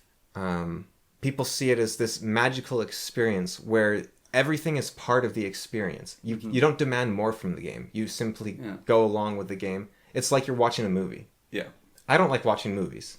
Mm-hmm. I don't like JRPGs. I do think there's probably a similarity. And people that like the mix between the combat, which isn't that interesting, and the story, which isn't that interesting... I think it's an excuse to sit back and an excuse to engage your mind kind of mixed into one, maybe. Yeah. Like if you had a book that you had to stop and do a puzzle every 10 pages, maybe that would be the same idea. It's a really good book. Like Del Toro Quest. Yeah, that's really good though. Yeah. Actually, forget White's Law, Del Toro's Law. Actually, that one's actually way too left field to talk about. I was thinking a bit more about accessibility. We talked about it last time. Yeah. And I was thinking, let's say that the slow mode in Rogue Legacy, just the option having there, actually ruins the experience for players. Like when you can aim in the air when you're shooting. Yeah. Because I said that's really nice, so that's an example of accessibility being useful to me. I was thinking, though, a bit after we talked, that if that ruins the experience for the other players, which it might, because given that option, they might take it. They might not want to have to expend that willpower to not take that option. And if that's not the funnest way to play the game. Yeah. Now, if it doesn't matter to how the game is played, then that's a different story. For example, a colorblind mode in Age of Empires does not affect the gameplay for the other players. No. They're not like, oh man, I'm too tempted to use the colorblind mode to make the enemy AI yellow instead of red. Like I was just thinking about during a tournament, people weren't allowed to use the color green on certain maps because it made the mini-map too difficult to look at, and so it was like considered an advantage, but also for the casters, that he didn't have the option to change people's colors to what was easy to see. Right. Yeah, so that's something that doesn't affect the game for anyone. Yeah. Add in a colorblind mode. To most games. There are games like Fortnite, where I think a colorblind mode could actually give you an advantage or a disadvantage. I can actually see what's going on in the game! Because it, like, for example, a lot of pros like to play games like PUBG on lowest settings, because that makes bushes disappear. Yeah. And then you can see the ghillie suit, it becomes useless. Yeah. So that is something that... So it's not a blanket statement that colorblind mode's always fine. And it's not a blanket statement that a slow mode is always bad. I was just thinking the fix for the ghillie suit is the ghillie suit where it disappears until you get in close enough distance to render them. Yeah, you could do that. You could give them the exact same rendering as a bush. Yeah. But I was thinking, let's say in Rogue Legacy the slow mode does ruin it for other players. Then why should my injury prevent 99% of the players from enjoying Rogue Legacy properly? So in that case, I think... In that case, suffer! Well, no, I think I just shouldn't play the game. Like, if I have to destroy the game to play it... We talked about how you can't allow any devils into heaven, right? Yeah. And so I think it's the same idea. You can't allow people to alter your game to a destructive level to experience it, because then that game no longer exists. Yeah. So I think if that is integral to the Rogue Legacy experience, then they shouldn't give you that option. I am going to disagree. I think that you don't let devils into heaven, yes. But those who are too weak to not close the door behind them also shouldn't be in heaven. Well, I think that's everyone. I think that everyone is tempted. And well, there's temptation, but there's acting on temptation. Yes, but the temptation itself is... So they did a study where they had people attend a lecture in school, and they... Well, I know about the painting and the choice thing. No, so this was with your cell phone. So you attended a lecture in a school, and you had your cell phone on, and the people performed poorly compared to people who didn't have a cell phone, because they were constantly checking their cell phone and not paying attention to the lecture. So then they said, okay, you're not allowed to check your cell phone. Yeah. But you still have it on you. They did exactly as bad as the people who checked their cell phone, because they were constantly thinking like, oh, I got a ding. That's going to be a message I should check in the future. So they were still as distracted as if they were checking it, just simply by the fact that they had gotten a message, even if they weren't checking the message. So then you apply the rule, no cell phones in the lecture. Or no, like everything's on complete silent. So even if you just leave your phone on buzz and you're like, oh, I got a message to check after the lecture, that's as distracting as just looking at your phone when you get the message. And like I said about Dark Souls, if I had been given the option after the first 4 times losing to this boss to change a setting because I'm like, oh, this is stupid, I probably would have. Because it's like, I think the developers made a mistake. Because why should I trust these people? Like that. The problem is most artists are terrible at their job. And now the Dark Souls designers aren't. Yeah. But you're not going to extend them that branch of trust. So this is really interesting with Legend of Zelda. The first Legend of Zelda game was completely about discovery and going around in the world. And if the internet had existed in a larger form back then, it would have totally destroyed the game. Because you can beat it in the first couple of minutes, can't you? I think the record's like half an hour, but very quick. But it's a 10-hour to 30-hour game that you can beat in like half an hour. Well, it's like that game where you're the... Outer Wilds. Yeah, Outer Wilds. I haven't looked up anything else. I think the speed run's 3 minutes. Yeah, well, I happen to know that you have to beat the game before the sun blows up. Yeah. So, you have 22 minutes. Yeah, 22 minutes. That's a spoiler, because I haven't timed it. Yeah. Yeah, so there's the speed run is like... There's a suitless speed run, which is like 6 minutes. Or spaceshipless speed run or something. I haven't beat the game, so I haven't looked at the speedrun. But yeah. To do a spaceship speedrun, you'd have to put yourself into the geyser with this spacesuit. You could run fast enough potentially and jump off a cliff. I mean, I have no idea what the solution is. I'm just exploring. Yeah, no, it's really interesting the stuff you have to do in the game. But I'm very close to beating the game, but I didn't want to be in pain because the final puzzles are kind of frustrating, and I wanted to fully enjoy this game, which has become one of my favorite games. So I decided I'm going to wait until it doesn't hurt. I still have no idea what you're supposed to be doing. I'm just going along. Yeah, that's what you're supposed to be doing. Yeah, that's kind of the point of the game. That's what you're supposed to be doing. Oh, there's still stuff to be discovered here. Okay. Oh, I still can't get into the deep ocean force field. Okay. Yeah, keep trying to figure that out. I felt like let's not spoil the game too much. My last solution so worked. I flew at the planet really fast. Yeah, no, but there's a force field. Yeah, but I flew really fast. Yeah, the sun was orange by the time I hit that planet. Yeah. So, actually, that might have gotten you past the first force field. I'm not sure. Anyways, but I don't want to spoil that game. Yes, I want to talk about it so badly, but I also don't want to spoil the slightest. Like even the fact that the sun explodes, I don't want to talk about even because when I told you, I felt so bad. Because it's actually such a massive spoiler. Well, I was like, oh, that's what's going on. I was so confused because I died so quickly every single time. I never experienced exploding until I tried to escape the solar system. I died 4 times before I triggered the mechanic that allowed you to go back in time. So I was like, what? Is this a roguelike? Like, this game's hardcore. Why is it so popular?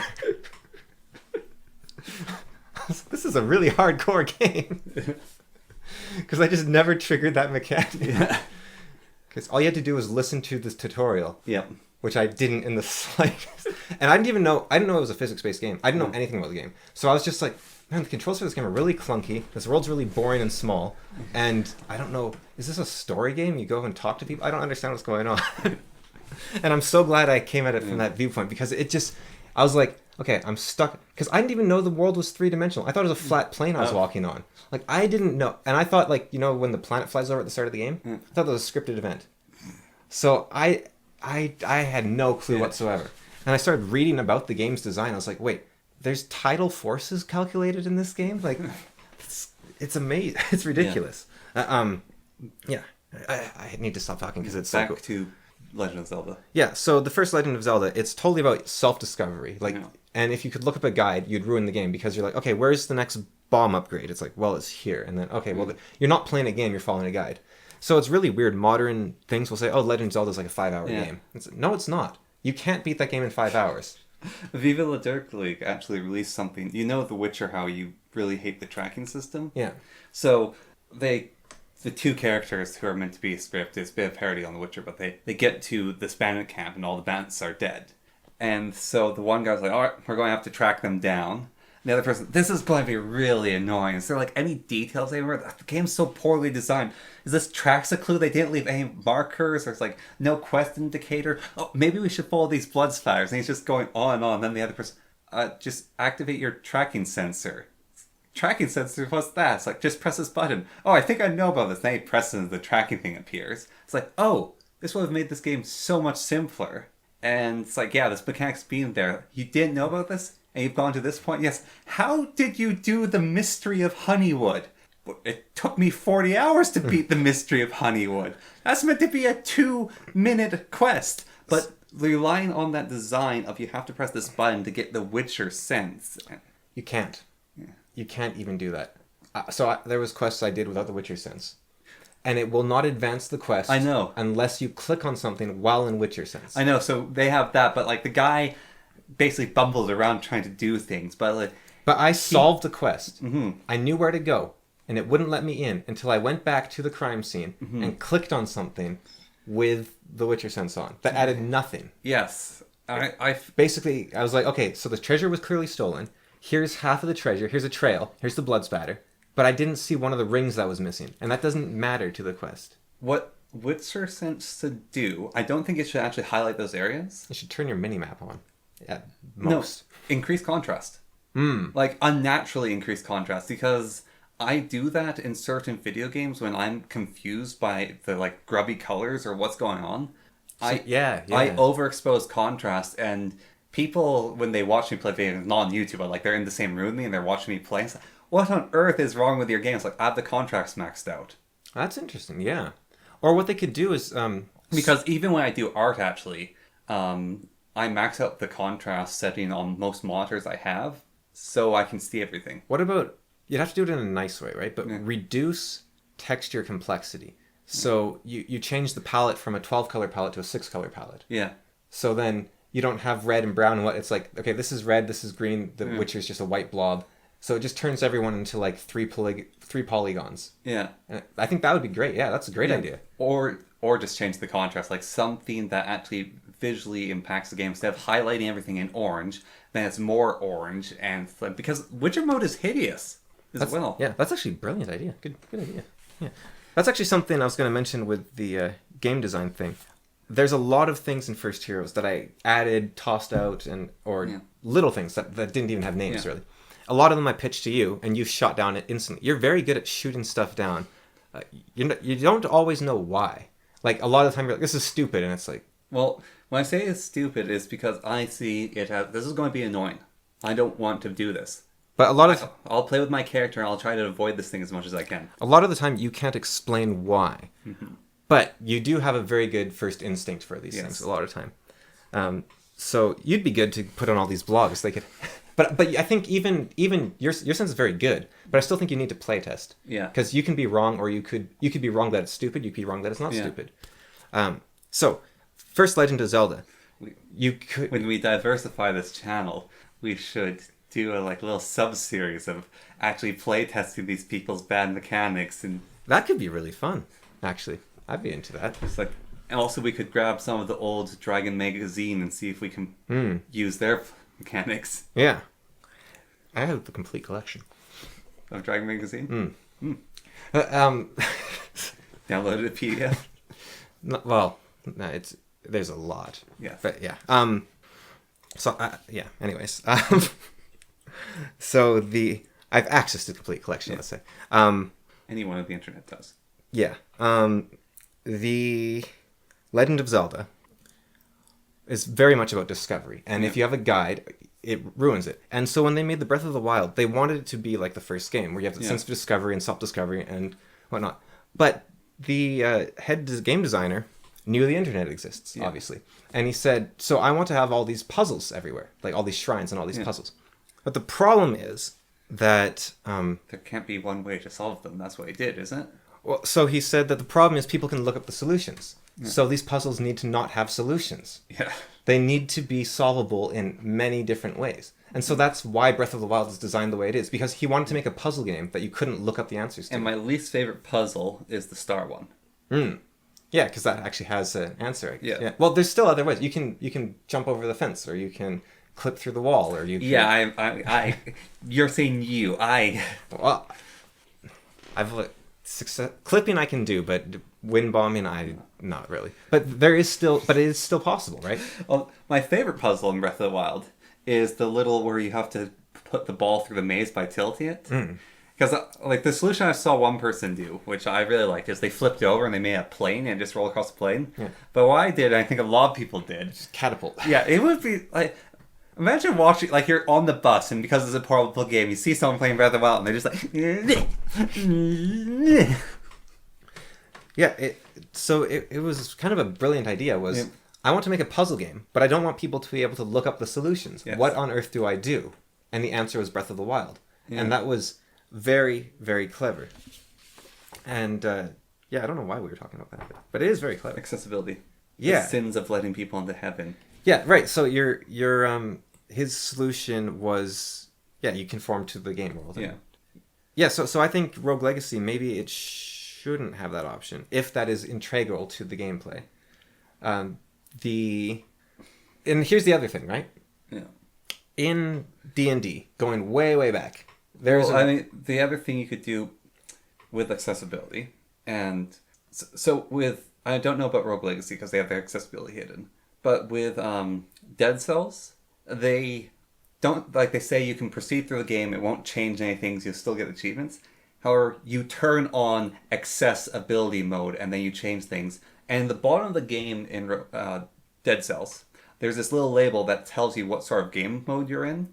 And normal is like, oh, I'm playing the normal game mode, but then you play in accessibility mode. It makes you aware you're playing accessibility mode. And so that even that little bit of awareness is, you beat the game in accessibility mode. I like in Here's My Magic when you cheat, the AI says, cheater!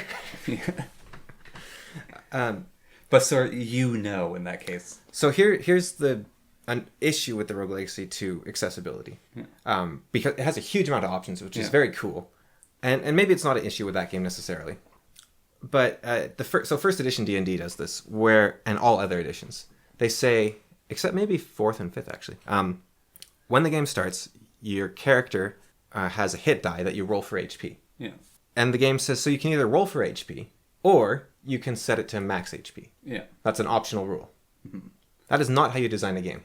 Because maybe Gygax, in his wisdom, because he was the guy that made the game, he has a player and he's like, oh, come on, can I just have max HP? And you're like, okay, fine, whatever.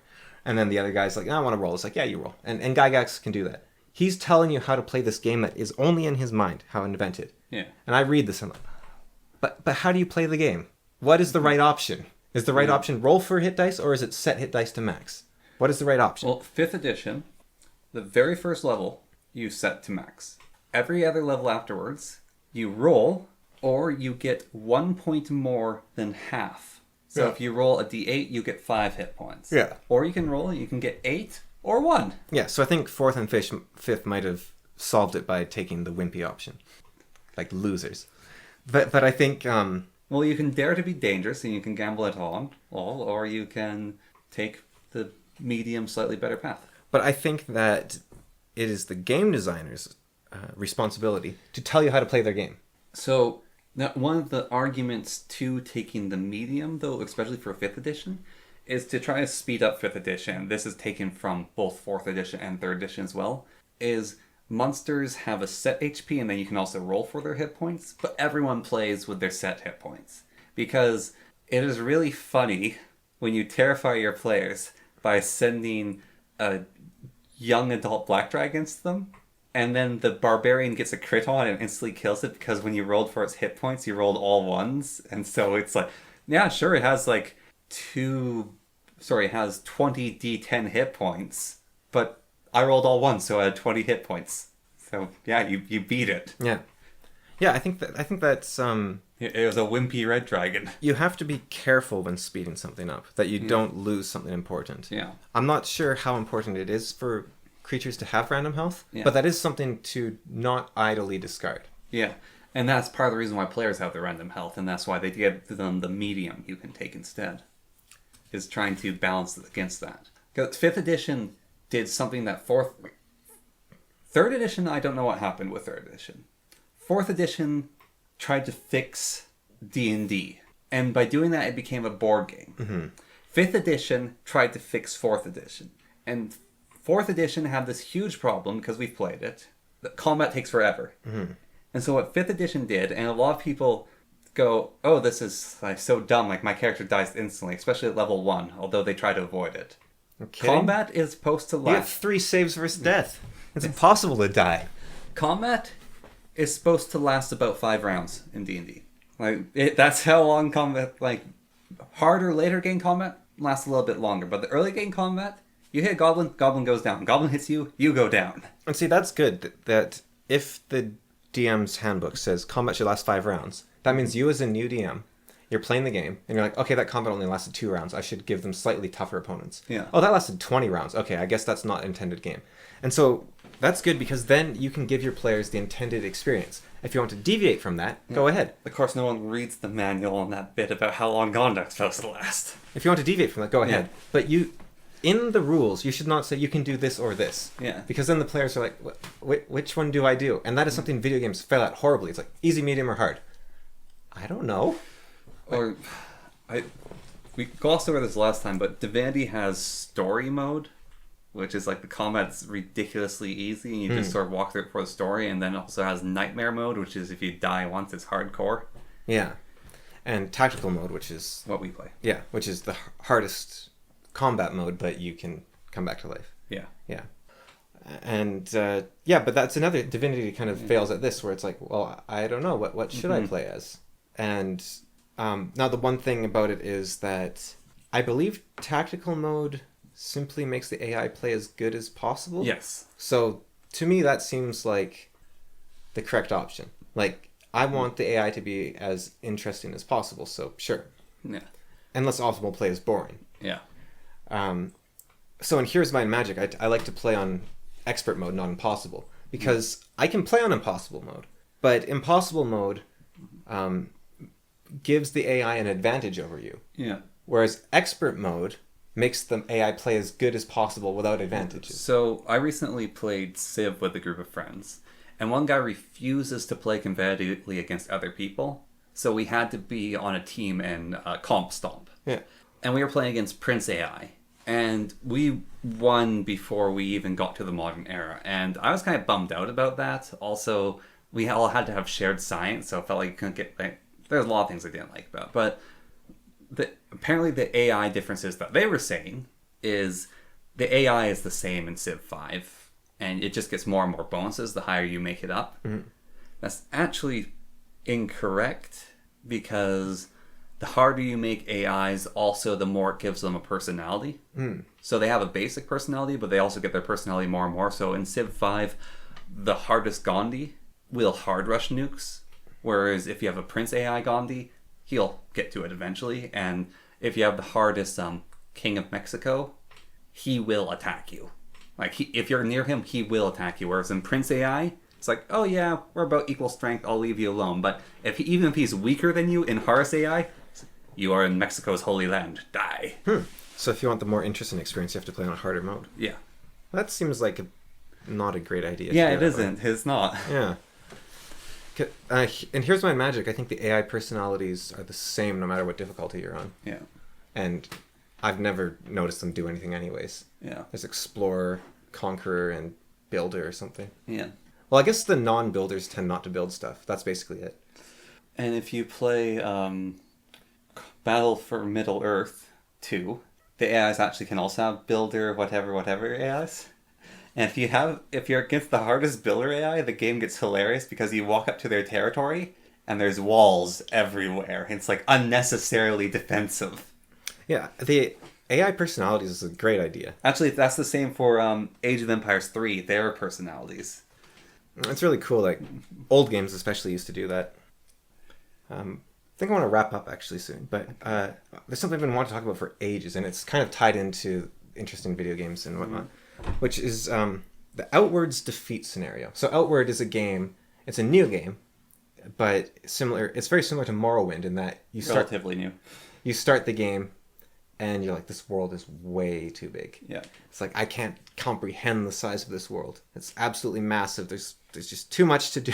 It's everywhere. So they do something really weird when you are defeated in Outward. So a lot of games, you die and you reload from your latest save. Yeah. And it gets kind of weird. Like, I noticed this in Skyrim, where it's like, I don't know what the right amount of saving to do is. Because I don't want to save every time I kill a guy, like a bandit. Because then it just feels like I'm sort of save scumming my way through a base. But I don't want to have to redo a base if I die. So... my saving in Skyrim is save as much as possible. Because the game's going to crash. Well, that's another aspect of it, yes. But you don't want to just... Yeah. Because then... I save at the entrance of every major event. But what's the challenge if you're just saving like every time you take a step, right? Yeah. No, I save at the entrance of every major event. You might as well just have a mod that gives you optimal results on everything. Like, you never lose it. I also have a death alternative mod, so that kind of makes the reloads whenever I die inside a place. So what's the death alternative to? So it's the Nemesis system. So if I get killed, the bandit or enemy that kills me becomes stronger and steals my gear. And if I beat them, I get a bonus for the rest of the game. But they become very hard to beat, especially considering they take all my gear. And if they beat me again, they get another bonus and become even stronger. And other bandits around them can also beat me and get that bonus. And so a base can be full of named bandits that I just can't beat anymore until I go off and get strong enough and get the gear. So the Nemesis system is kind of cool. Like, that's Shadow of War did. And it was brilliant, absolutely brilliant. Yeah, Shadow of Mordor, Shadow of War. I wonder in Skyrim if it works as well. It's buggy, so no. Well, even if it wasn't buggy, I think it could be really frustrating to have to get your gear back and... Well, what I like about it, and this is also another reason why I have a mod that makes my gear break. However, this mod makes certain that epic gear doesn't break. So, like, the Dawn sword doesn't break. I have a set of magic armor that's unique in the game that doesn't break. So, my unique gear doesn't break. And I'm someone who likes to have a lot of weapon mods and a lot of armor mods. So it lets you see a lot. Yeah, but one of the problems with those is you're never going to be using that gear. You're going to wear the optimal stuff, as we said with the fashion. Like, you're going to wear what's optimal. So the breaking helps slightly, but I still have a lot of unique items. However, I get beaten by a bandit, and he takes Dawnbringer from me, and now uses it as his own weapon. And I have to go look at my inventory, because they don't take everything. It's like, well, I've got this crummy axe I've been using. Alright, I'll enchant it, and maybe I'll be able to beat him with that. And then he kills me, and his buddy gets my crummy axe which I enchanted. And so then I go out on an epic quest, and get the Mace of Malbog, and I go back to the bandit who's stolen Dawnbringer from me, and it's like, alright, I'm ready to fight you now. I can take my sword back. It is, like, do you fast travel? I mostly walk in Skyrim. Because it seems like it'd be really annoying to, like... I do a mix... Remember, okay, I have to go back to this base. It marks them. It gives you a map marker. It's still, you're kind of tied to points.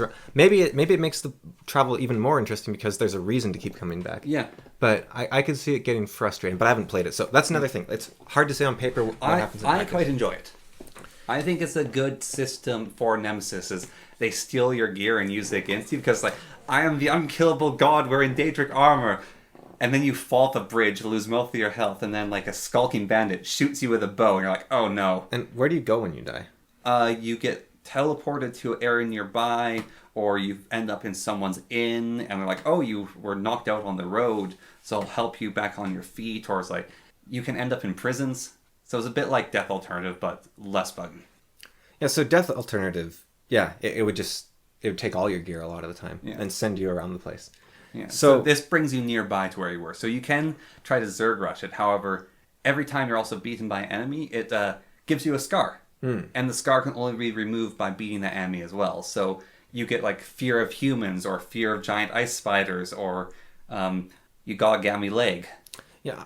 My problem with those systems, like, they seem great, and they're very fun at first. Yeah. And then what happens is you lose, like, 3 times in a row. And suddenly it becomes this really frustrating experience. But it's Skyrim.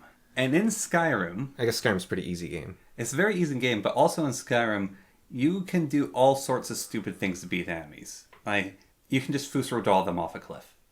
Or you can shoot them with a bow and then run away behind a door and close the door on them. They open the door, you close the door. They open the door, you close the door. And so it's... Like, you remember you fighting those skeevers in Morrowind? Oh, yeah, where I kept running and healing. Yeah. Yeah. Yeah, it's Skyrim. It's not hard. Like, basically, it punishes you for being careless. Because I don't play Skyrim to be a difficult fighting game. But it's like, oh, I walked into a center of 20 bandits. Yeah, I die from that. Yeah, so that's a huge problem with Skyrim's log traps. They insta-kill you, right? And it doesn't mean anything, because all you can do is reload the game. Yeah, but with this, the log trap kills you, and then a bandit picks up your gear because you're dead. Yes, because that is a massive flaw in Skyrim's design, is the traps don't do anything whatsoever. Yeah. Like, even if the traps kill you, it doesn't matter because that just forces you to reload.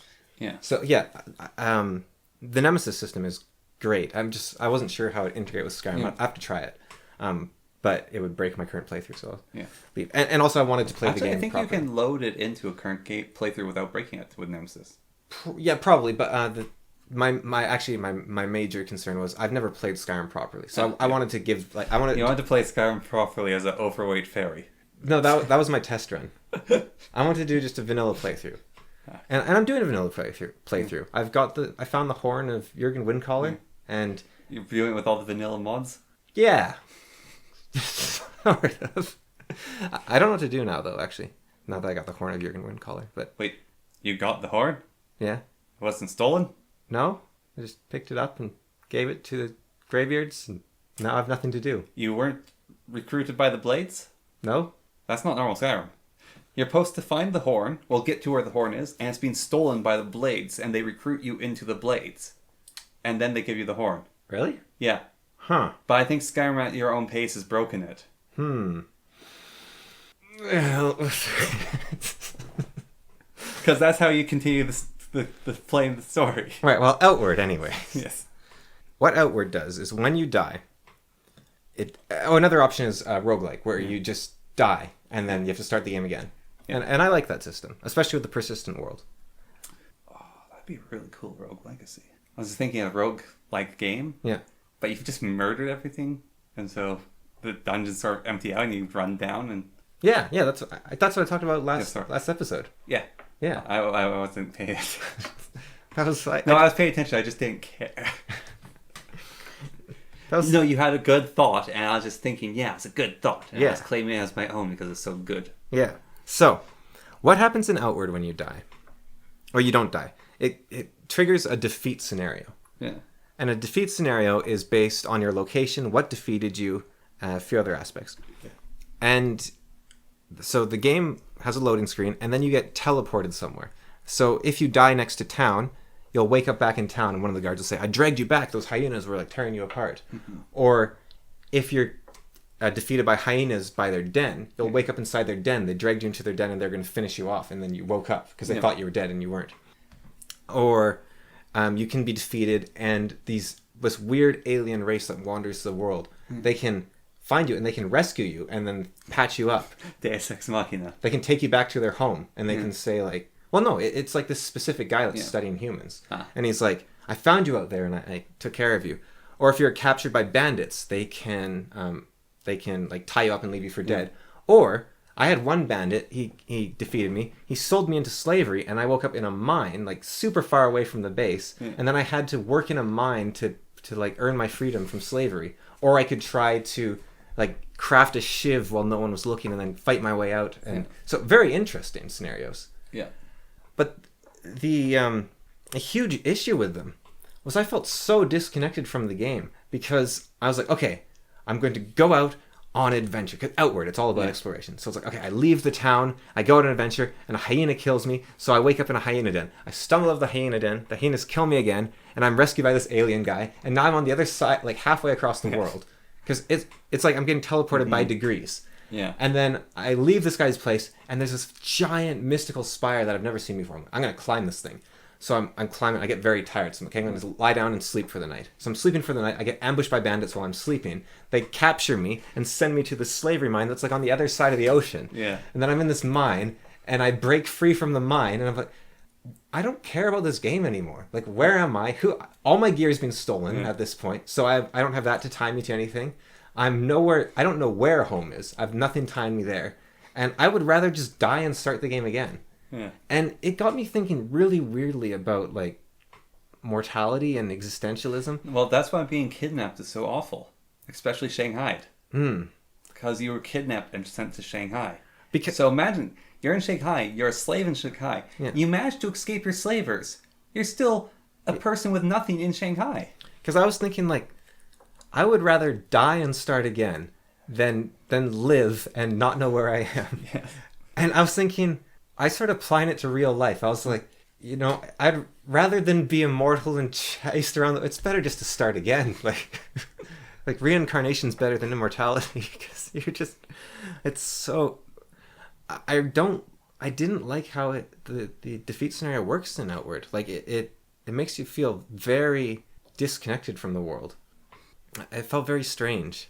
I didn't know, where, like, I had this problem slightly with Skyrim's death alternative mod. Difference in that, I guess, is there's fast travel. But then the fast travel just kind of makes that mod pointless because now it's just another loading screen. And that's what I really like about the defeat scenarios of Shadow of War and Shadow of Mordor, is you get defeated. And that makes the game better. Yeah, but also you get defeated, and you get defeated like 3 times by the same orc. And you're like, oh, When I see you again, Mr. Orc, you're going, like, you figure out where he's living, you travel to that area, it's like, alright, I'm setting up the ambush, I'm ready for him. And then he just doesn't show up like that. But it's like this whole tale of, like, you're getting your vengeance on this orc. And then what's really good is so the orc that killed you 3 times, you finally manage to kill him, and you, like, stab him in the eye with your knife. He's dead. You're like, oh, good, he's done. Then you just play the game happily along, and then you're like, oh, a duel with this orc? Okay, I'll fight him, he's an orc boss. Then out of nowhere, this orc runs up and punches you in the face, and you stumble, you get back up again. It's like, you thought you had left me for dead. And he's got this metal eye patch thing on his face, and you're like, that's the guy I killed, and he lived. And so you're fighting, and this time he's immune to, like, taking out through the eye stab. And so you shoot him in the head, and he's really dead this time. And you're playing along, and then he shows up again, and his head is completely made out of metal. And it's like, you've ruined me, and he's super angry. It's like, they can come back a second time? Yeah, it's a... Shadow of War does it perfectly. Now, there is still a slight problem there, but I don't think it matters too much. I'm not sure. I haven't played the games much. But one of the big issues with Outward system is what it had me doing was I realized, wait, okay, I'm outnumbered like 6-1 by bandits. Yeah. I could have an epic fight where I'm dodging and I'm rolling and I drop my backpack and I use my last components to make a great spell, and then I jump off the cliff and run around and outflank them and escape and finally beat these bandits. Or I could just stand here because I'm going to get saved by the alien, or I'm going to get kidnapped and sent somewhere. There's no consequences. In Shadow of War, I think the difference is you can basically win most fights you're in. Because you're a highly skilled fighter. So if you do it right, you can win most fights you're in. And if you get beat... And it's fun to fight. Yeah, it's fun to fight. Also, if you get beat by an orc, they get promoted for beating you, so they can keep getting promoted. They can take out guys who are easier to defeat. Also, they taunt you. So it's not like, oh, they'll get saved.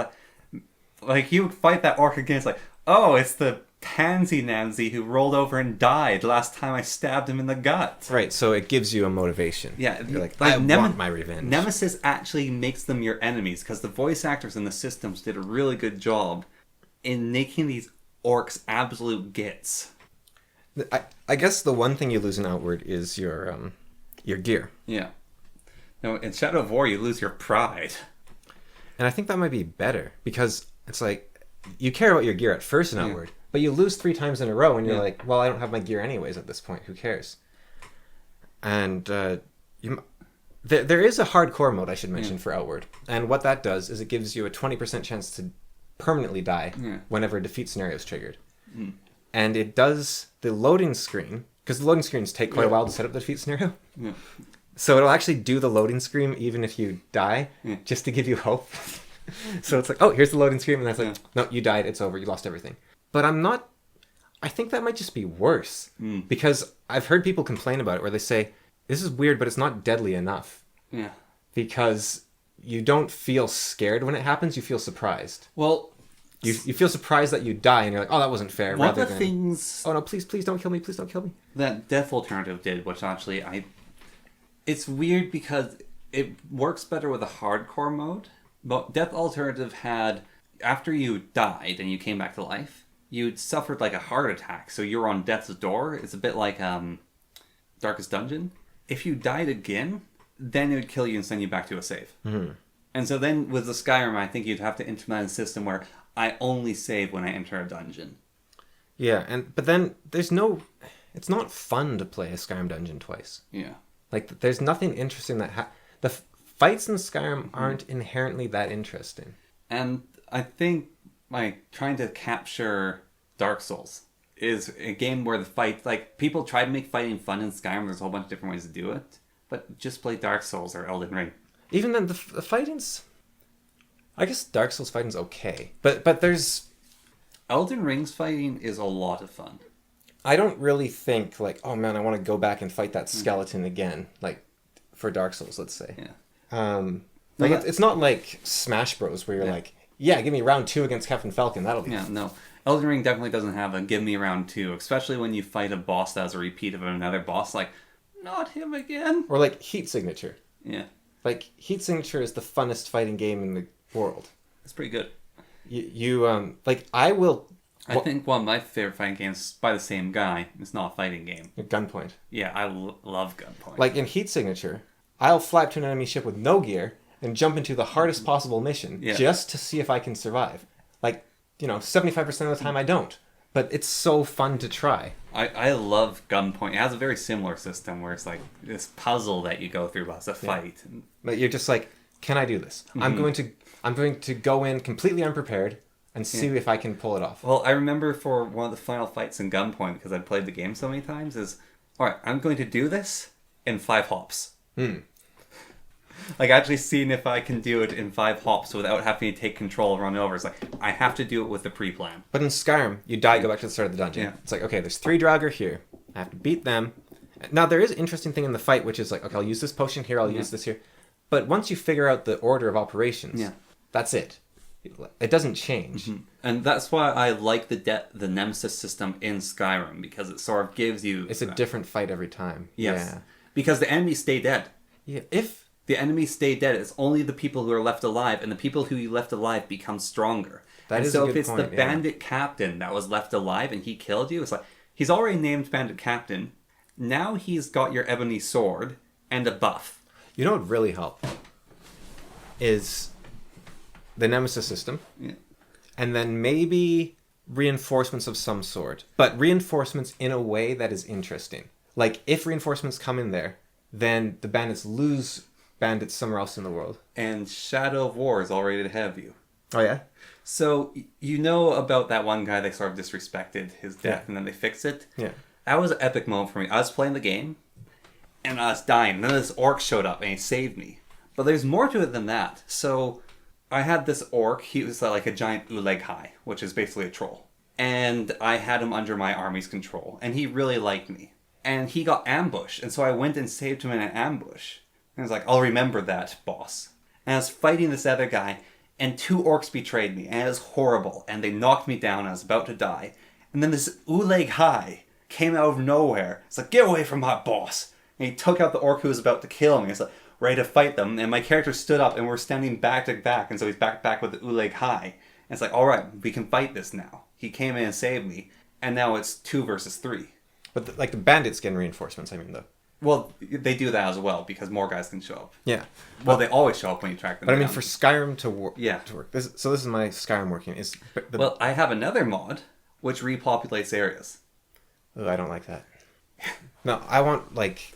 It does it dynamically, so there's actually fighting things and people can claim areas, so a base while you're attacking it can at the same time get attacked by the Stormcloaks, and then they can take it over. And like, excuse me, Stormcloaks, I was taking this place over. And so you declare war on the Stormcloaks. Right. Or you can also get hunted down by a hunting party of bandits who are looking for you because your reputation with the bandits is in the dirt because you're constantly killing them, and so they get reinforcements to fight you. Like, it's a very dynamic system. It's actually really well put together. I don't know if I like that, though, because I do like the feeling of, like, ending. Like, instead of it just keep going and going and going and, there's bandits here forever. Well, it's not bandits forever, because if you kill all the bandits are dead. Yeah, but then more bandits can come. No. They're all dead. Like, there's, 400 bandits in the world, and... You've weakened the bandits enough that all the other factions can make it so they never come back. Okay. Because it draws their forces. It gives populations to each thing, and then they have reinforcements, recruiting. It's a dynamic system. Well, that's what I said then, yes. Yeah. For the reinforcements, you have to pull from other bandit camps. And then the other thing with the Nemesis system in Skyrim, I think that would really make it pop, would be destructible terrain. So if a wall blew up during the fight, now you have a different... Well, now you're demanding a mod, which is just kind of absurd. Now you have a different set of terrain. And why I say this is because having the enemies slowly diminish every time you go into the dungeon, that is interesting. But it still has the issue of you're fighting on the same... Well, the traps have triggered. Yeah. And so they're not going to trigger. You're just losing interesting stuff at that point. Like, if the battlefield becomes more interesting every time you play, it would be... Well, I mean, be nice. Get necromancy involved. Would be an interesting system. Well, that just gives you more troops on your side. Well, you're fighting necromancers. But I could see it working potentially. But it is a problem that RPGs have. And maybe it's not one they can solve. Yeah. Except in Dark Souls and Shadow of War and whatever case. Rogue. But I don't think Outward's system quite works. Yeah. The thing, I keep coming back to Skyrim. I haven't really gone back to Shadow of War or Shadow of Mordor. And I would play Skyrim even without mods again. Oh, I'll wrap it up there, I think. Yes. Yeah. Outward was making me think about mortality. I was thinking, like... Could either die and yeah. be forced to start over again in unknown? Yeah, well, no, rather than nothing have meaning.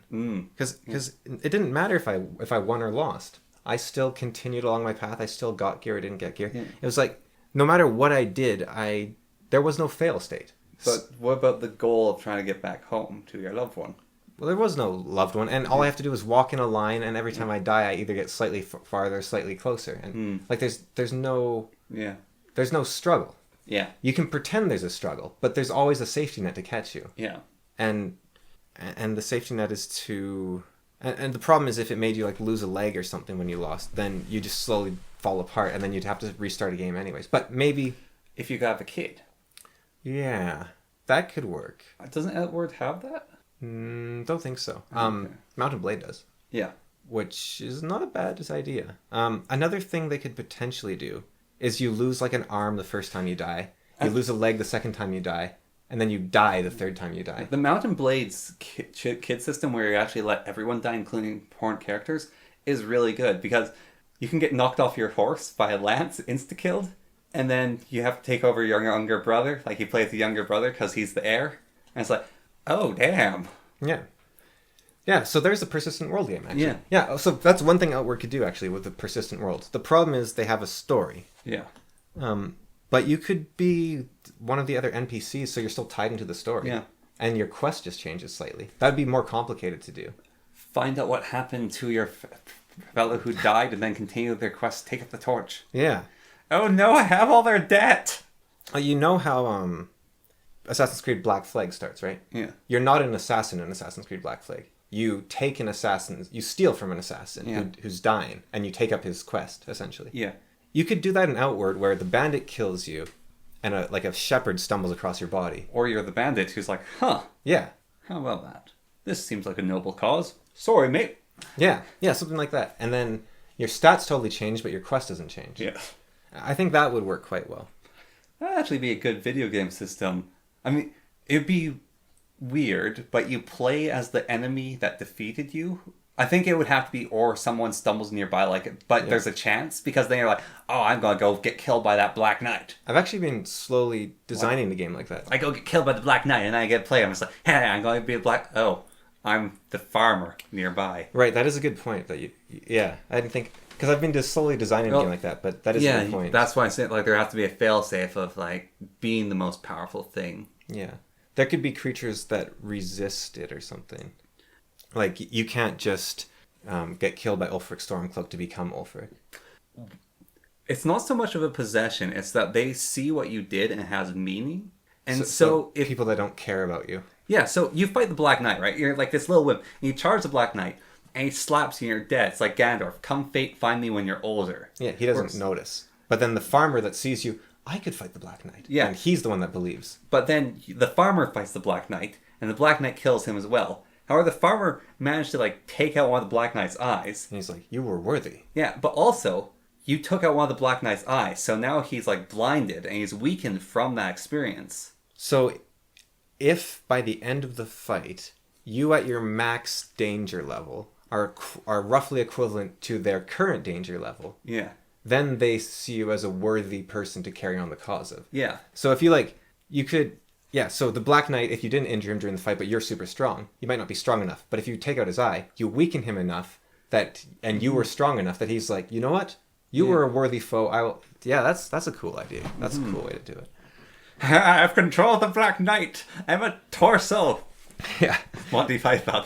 But you fight like Osiris, the undead king, and he defeats you, and you're like, aha! Now I can play as his nose. Play that gross game where all this. But that's actually really interesting, isn't it? Like you play as you have to have mattered to the person that you take. You play as the wounded knight or something. Yeah. You don't control whoever you beated. You control who you defeat. Who cares about you? Yeah, and I mean someone like you, and then you make it Noble Dark. Yeah, where they have redemption and they have agency. And and so it's like a single person can change the world. I serve the evil king, but this guy He didn't stand a chance against me. But he believed in what he was He believed in what he did. He stabbed me in the ribs. Like, he was down. He was going to die. He's like, I must do this. And he stabbed me in the ribs. Like, you're dead, but I understand now. That could lead to a really interesting mechanic. Let's say the game had 8 hit points, right? Yeah. You have, like, only 2 hit points left, and you start with 100. Yeah. So you're like, okay, I'm going to do a move that is guaranteed to hit, but it will also guarantee I die. I could run away, but instead I'm going to try to wound them enough that they believe in me. Well, it's not even wound them enough. I'm going to do what matters here. I'm going to do what's right. I could run away. I could be a coward. Or I could fight this man. I could show that I believe what I'm doing. Yes. Because ideas are bulletproof. Yes. Hope never dies. Yeah. So what if you take enough damage as well? So like you're like V, and you take enough shots that they're like, geez, this guy believes in him. Well, then that's your deceptive hero. You have like a meter that builds up. Yeah, it's a deceptive hero. The same thing that Kelsier did. Yeah. Yeah, when he fought Lord Protector. Yeah. He lost horribly, but he didn't die. Yeah. Yeah, he became immortal. Well, also, he had shapeshifters pretend to be him. Right, but he became an idea of immortality. Yes. A defiance of rebellion. There, you can stand up to him. A single person can make a difference. Yeah, his plan was to die. Kelsier wanted to die there because he knew he couldn't win. Yeah, there's some room for potential there. I wonder if that would... And that way you wouldn't have to keep all their background of the new character. It could be interesting to have thrown a little bit. I'm curious because with the RPG, I mean, like a D&D, someone dies and like, oh, my new character joins this party, and you can have like a heritage or like whatever. Like, it can be awkward to have a new character die, but then it's like a party wipe. Well, where's this party come from? Because they're like continuing their quest or whatever, like disparate forces. It kind of removed that whole thing of a party wipe. Like, oh, let's make new characters. Like, yeah, your new characters are the bandits that murdered the party. And then, so you get to keep all your gear. Yeah. That's interesting. Yeah. Or, I mean, it doesn't have to be that case where, like, your new character, like, your new characters can't be anyone. They have to be someone that your characters would have impacted, so they take up the torch. I might actually do that if I ever accidentally party wipe. It's like, you have to be someone who's affected by these characters. I think the main point that fixes the system is a persistent world. Yes. Everything else is interesting on top of that, but the persistent world is the thing that matters the most. Because the games that have persistent worlds, Shadow of War, Crusader Kings, Mountain Blade. Basically, there's very few. The Never Looted Dungeon. Yeah. Maybe The Ground Gives Way. Still haven't played it. Well, I tried playing it, but it's roguelike, and roguelikes are not good on painful hands. Yeah. They're very bad on painful hands. Yeah, there's not many games like that. But I think it's kind of the perfect solution to a lot of games. I wonder if... No, oh, so you know how I said you could also just make them lose a leg, then they lose another leg, then they lose an arm, and then they die. Yeah. So you still get better at the game over time. Yeah. There's games that already do that, I just realized, which is like Mario.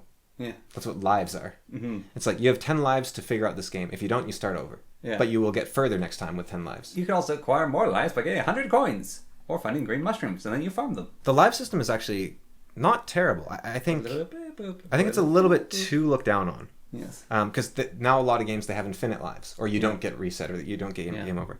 But I do think...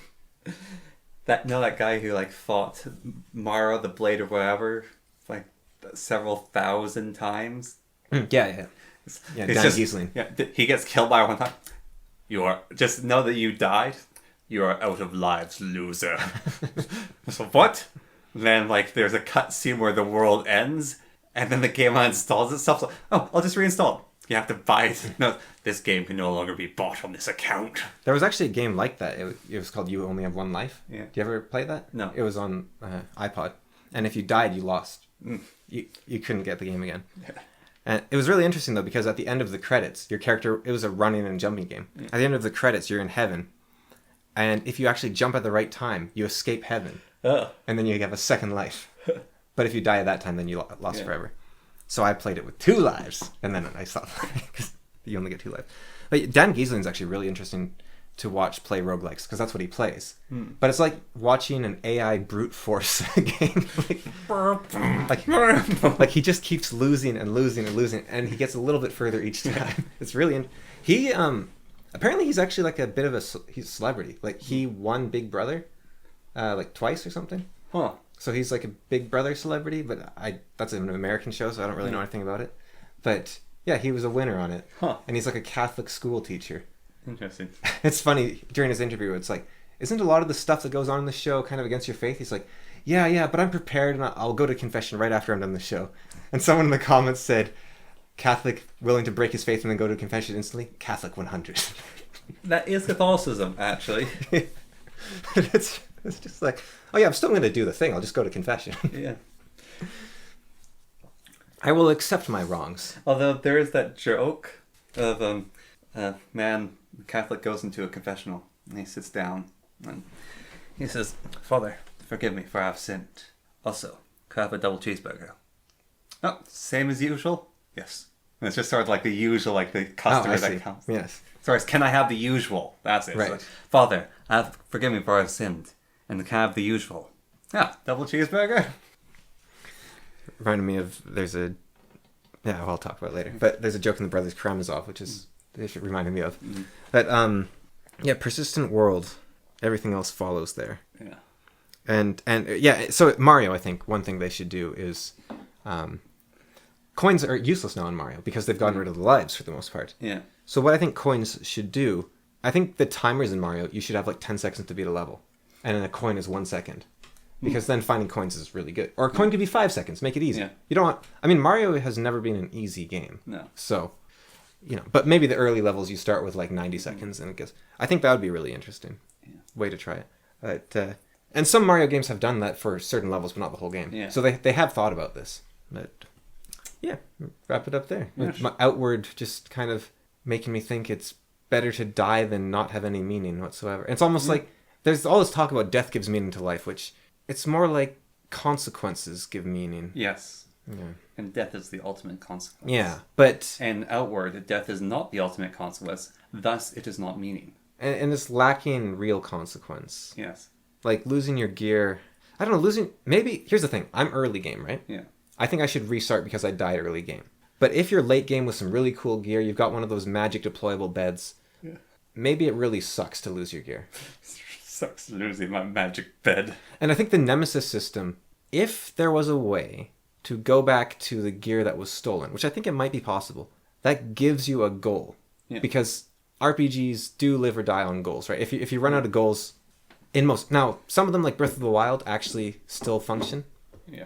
But a lot of them, you run out of goals and you're like, okay, why am I doing this? Yeah. Now, I think games where there's heavy exploration, like Breath of the Wild or Outward even, you want to just see what's over that next hill. Mountain Blade, you want to see what happens with the politics. You want to push the fight to the next level. You want to use archers. You want to get that cool new unit. Yeah. Yeah. And Skyrim, that is a huge problem with Skyrim. Like in Morrowind, it's really hard to get around the world. Yeah. So you're like, I want to see what's beyond the Gate of the Dead. Like, I want to see if I can make it past that. In Skyrim, it's kind of all the same. And it's very easy to get around. Yeah. You go to the guy and you pay him, and he takes you anywhere on the map. Tell me where you need to go. Oh, Whiterun. I've been there. Had a cousin who lived there. Lovely place. You know that hollow's got a big old dragon skull on it. Kill the dragon once. How about that? Sounds like you've traveled a lot in the game. Honestly, it would be a very different experience. But you know how Red Dead Redemption, you actually take the whole trip? It'd be interesting in Skyrim. There's a mod that does that. Yeah, you take the whole trip. However, it takes so much voice acting. The guy talks to you and gets used to over time and knows what tales he's told you. And then once you get to know him, like your old friends at a certain point, you just sit in silence with that cart driver and you just go along. You're like chill and like he'll pass you a like sandwich while you go along, or you'll stop and camp for a night. It's like, oh, could you help me with this one thing over here? I saw this treasure up on the hill. And I think that capacity to live in a world... Sorry, I was just thinking that could be a really cool thing in Skyrim. Well, yeah, so that was like, I wouldn't care about the system in the slightest, but I understand that people would. And so I think that capacity to live into a world might also make people more interested in JRPGs, because it's like, these are my friends, this is my world. I'm just going to unwind with these people. Yeah. Whereas for me, it's like, give me some mechanics to engage with. Except, well, Outer Wilds is an interesting exception. Because it, I guess it's a mechanical exploration. But I don't like... Actually, there's an exception. There's a guy, I don't know if you've come across him, when he learns that all the stars are dying in Outer Wilds. Yeah. He starts panicking and losing his mind. But if you talk to him just before the sun engulfs the planet you're on, he says, have you come with me to look at the stars one last time before the end of the world? And so occasionally I'll just fly over to him and sit down with him so he's not alone. I haven't come across that yet. So that did catch me that one time. Yeah, I haven't come across that.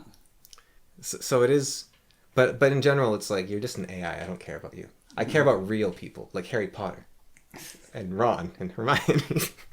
I don't care about Hermione. Not these weird virtual people. I don't really like Ron either, or Harry. Wow, really? Yeah. They're all great people. What don't you like about them? I was just being contrarian. All right, well, let's stop there then. They're great people. Okay, goodbye. Laters.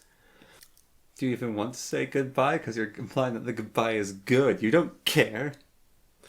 Well, that's a very complicated question. I have to talk for 20 hours to explain how goodbye was complicated. So, Lua, he needs the great mask of Kokua, the mask of water breathing. So he has to go into the darkness. But Lua is afraid of liquid protodermis. I don't know why it's called the mask of water breathing, because they don't have water. But he needs to go into the liquid protodermis to get it. No, it's all liquid protodermis. But she's the toe of water. Yeah, I know. And it's the mask of water breathing. But I thought liquid protodermis was that molten stuff. No, that's energized protodermis. That's what turned them into the toa mata. The toa mata into the toa nuva. No. Nah, you're wrong. So he has to dive into the darkness. Why? Because it's in the darkness where the answer to the problem exists. Within the fear is the answer to that fear. So Lua goes down into the darkness and he rescues the great mask of water breathing. You're a gorilla made of snakes. All right, that's a wrap, folks.